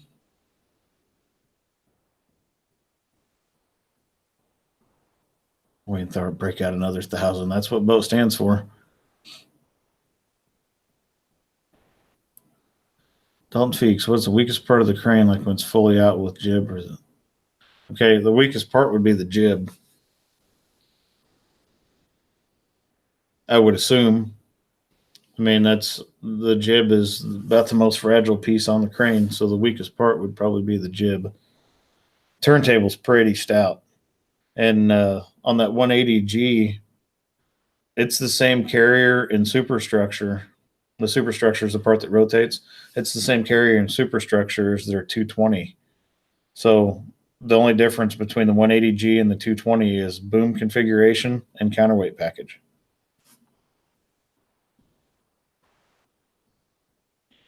So that turntable is pretty stout. If it'll handle 250 ton hanging off the end of it. James Brown's got 3 subscribers from one of the live streams, but lost one because that might upload. Cut and Clean just wanted to send me some money because obviously it doesn't make a dent.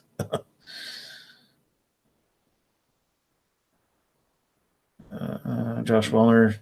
Hey, Josh, if I ever make it up to Maine, I would love to check that boat out. And my wife really, really wants to go to Maine. So I would say at some point we are going to come out that way. Lake created by earthquake borders on the west.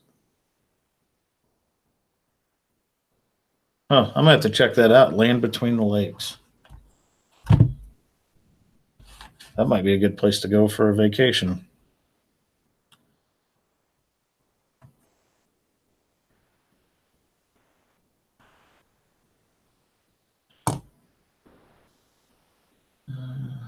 Elite says there was 2 cranes working down the road from him today. Yeah, I saw you sent me a picture of one of them. Looked like they were setting an air conditioning unit.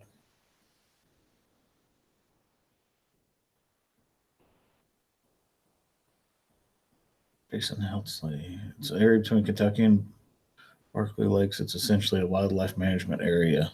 Huh. How about check that out?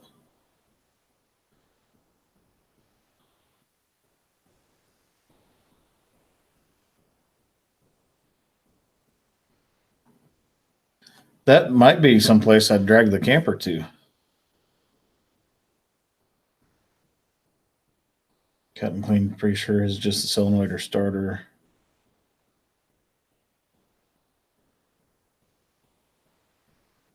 Let me see what I got going on, Andy. If you don't mind bringing it up here, I mean, you and Randy can come up and we'll shoot some video and fix your boat and make a day out of it. Maybe go do some shooting. Christy Bow, hey, thanks for coming in, Chris, and subscribing and following my channel.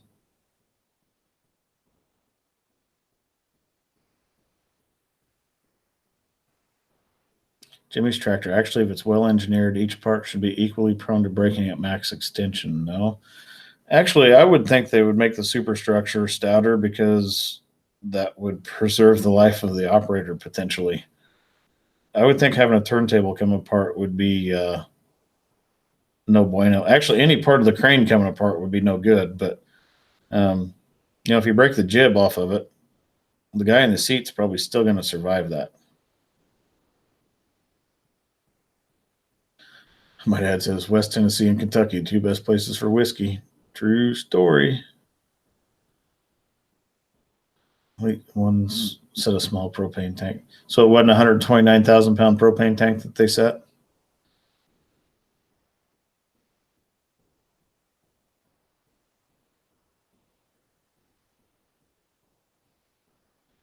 Cut and Clean. He's head to Virginia Beach for 3 days next week. Still is flying him out, all expenses, to be a brand ambassador for them. Hopefully hurricane goes easy on the area.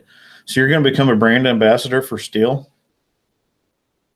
I wonder if Bob is still on here. I would be a brand ambassador for Tadano. Bob, just throwing that out there. Lead Earthworks is coming up at some point for some barbecue. G4, the beard. There's Randy with G4. I have not watched Ozark on Netflix. No, more like 129 pound propane tank.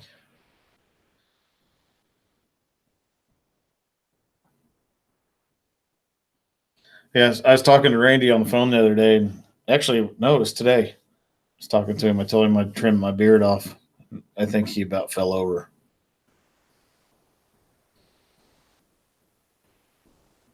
And I told him, I said, after I cut it off, I felt a little weaker. Like I wasn't quite as strong as I was. Hi, Katie Wilson. I hope you're keeping Jimmy in line down there. G4, love that you cleaned up your face, Tanya. So Randy's wife evidently wasn't a fan of the beard. Somebody was looking for G5 earlier. You seen him G4? That's funny. Katie Wilson just got from the sheriff's office at Citizen Academy.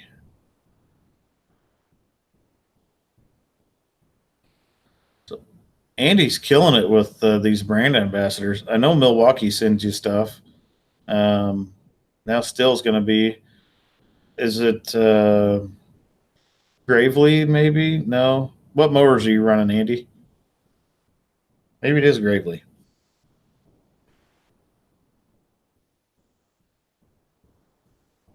You even got some small advertising partnerships going on in G4. Well, how do I get involved in that? I want Still to send me some cool stuff. Actually, if they want to test their durability, they can send me some stuff and I'll drive over it and we'll see how tough it is.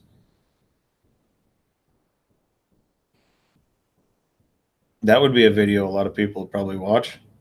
Take a brand new Still saw and drive over it with the crane. Of course, put a crankshaft through a $3,000 or $4,000 tire, and people probably, my boss probably wouldn't appreciate that. Ooh, Christabel just found out 18,000 people with no power.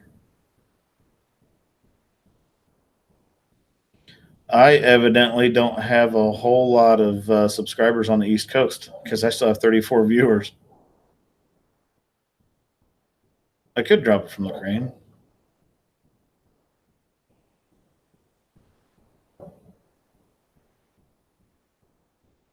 It's for the views.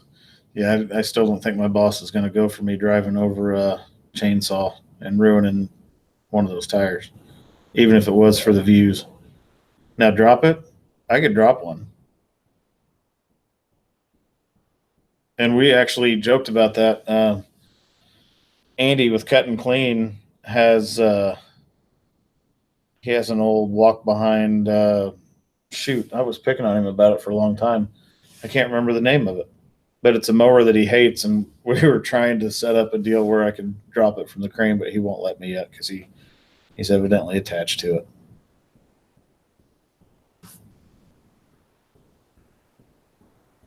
Wayne Tharp, thanks for stopping in. He's going to eat my supper. It's upstairs. Jimmy's Tractor says he guesses 10,000 subs and a focused audience is pretty ripe for sponsorship. And Andy knows how to market himself very well, knows how to market his channel very well. I think he actually maybe went to school for that. So he's got DeWalt, Milwaukee, Doolittle, Shurcan, Equipment Defender, Still, Gravely Mowers, Stable, Darwin's Grip, Aaron's, Golden Edge, Makita Tools, etc. So he's done very well with developing those relationships with those equipment manufacturers. The Encore 36, that's it. That's the one I want to drop someday. Mark Mortensen, hey, thanks for stopping in. Go take care of your critters. Feeks, can we drop a Prius from the crane? I wish. I've got a sticker right above my tailpipe on my truck that says Prius repellent.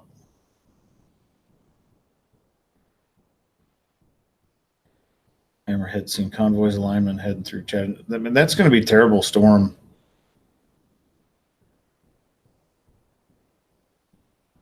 I hope everybody down there stays safe. Jason has a Cut and Clean can have Still. Send me a couple bigger saws. It's about time for me to break mine out and start cutting firewood. Still makes some pretty big saws. I got the 660. They used to have an 88. I don't know if they still do or not. Prius or a smart car. How about if we drop a smart car into a Prius? That would be cool.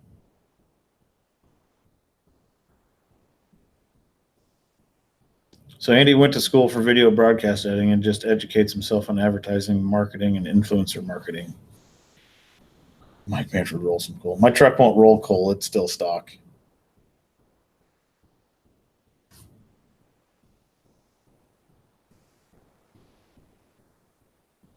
James Bergeron's back.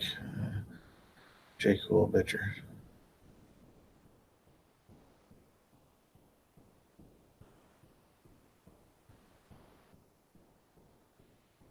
Okay, what did I miss from J. Cool?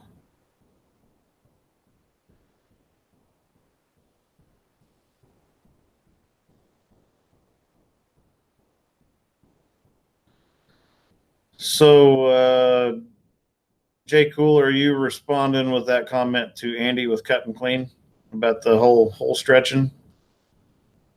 Because you're another channel I haven't seen in here before. Jimmy's Tractor, can you go to J. Cool's channel and check him out and give me an opinion, please? If you wouldn't mind.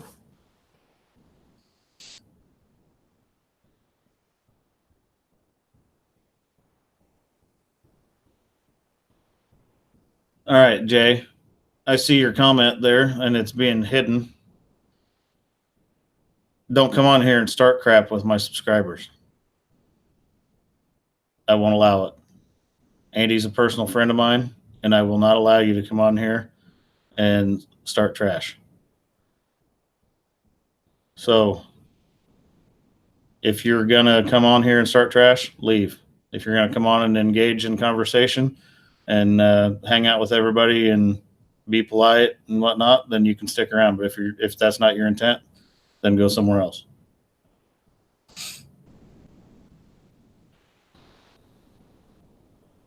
Also, family-friendly channel. JB98. Thanks for the super chat, JB. I appreciate it. You don't have to do that.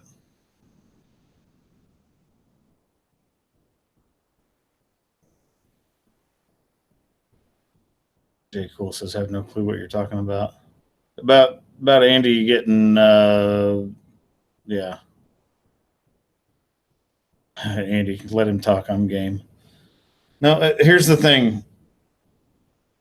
I don't want trash talking on my channel, and the reason being is I've got kids that follow my channel.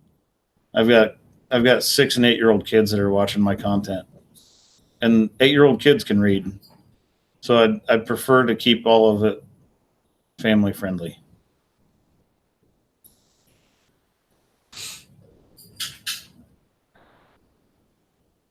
But thanks for stopping in, JB. Thanks for the super chat. You really didn't need to send me $10, but I appreciate it.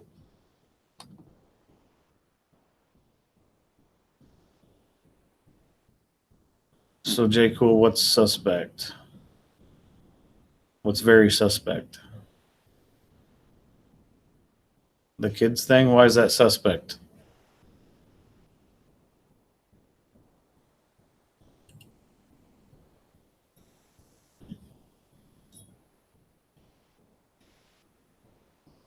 Kids like heavy equipment. That's why they're watching my channel.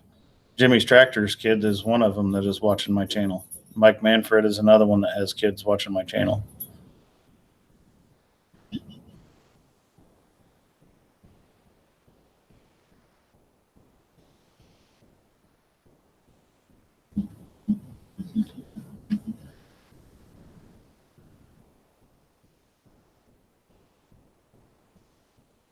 So J. Cool wants to know why I would have 8-year-old kids watching my channel. I just explained that to you.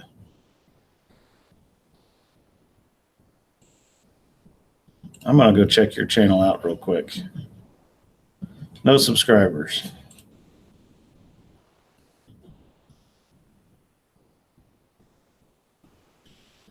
Pop out chat again. Let's do live chat.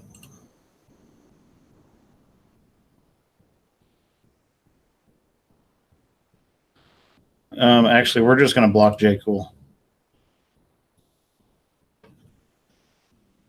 We're going to remove him and go to channel.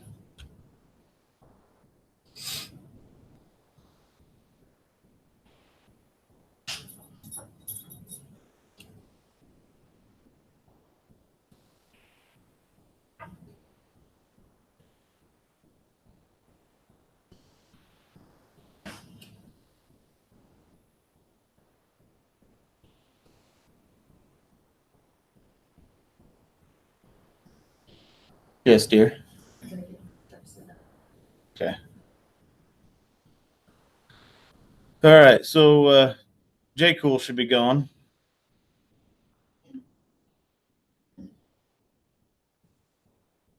I don't know that I got him blocked yet, though.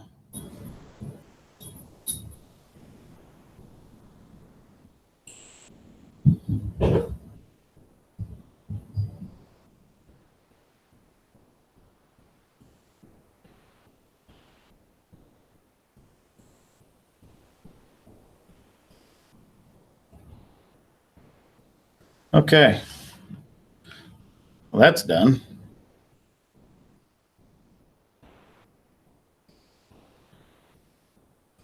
So here's the thing. You guys know me. I'm not going to tolerate that stuff. Someone wants to come on here and start picking on you guys, they're not going to be around long. The only way people stay on my channel is if they keep things civil and, contribute to everyone that's involved. If you're not going to contribute, out.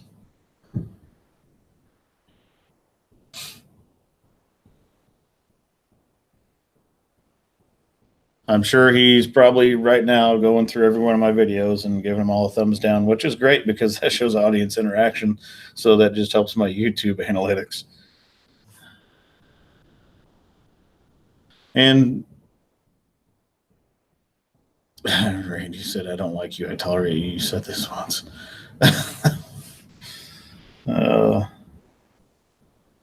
Well, we've been going for 2 hours tonight. I don't want to end it on a troll,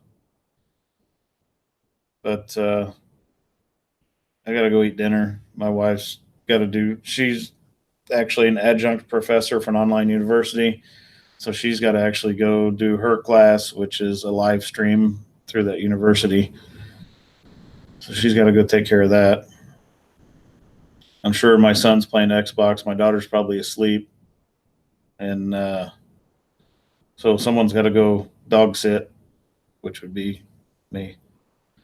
But anyway, thanks everybody for jumping in and being part of my channel and helping eliminate the trolls that pop in. I'm sure it's people that they see a live stream like, oh, I got to go get on that. So Dalton Feeks just says, how much do I have to pay my boss for me to drop a Volvo car on top of a smart car? I don't know.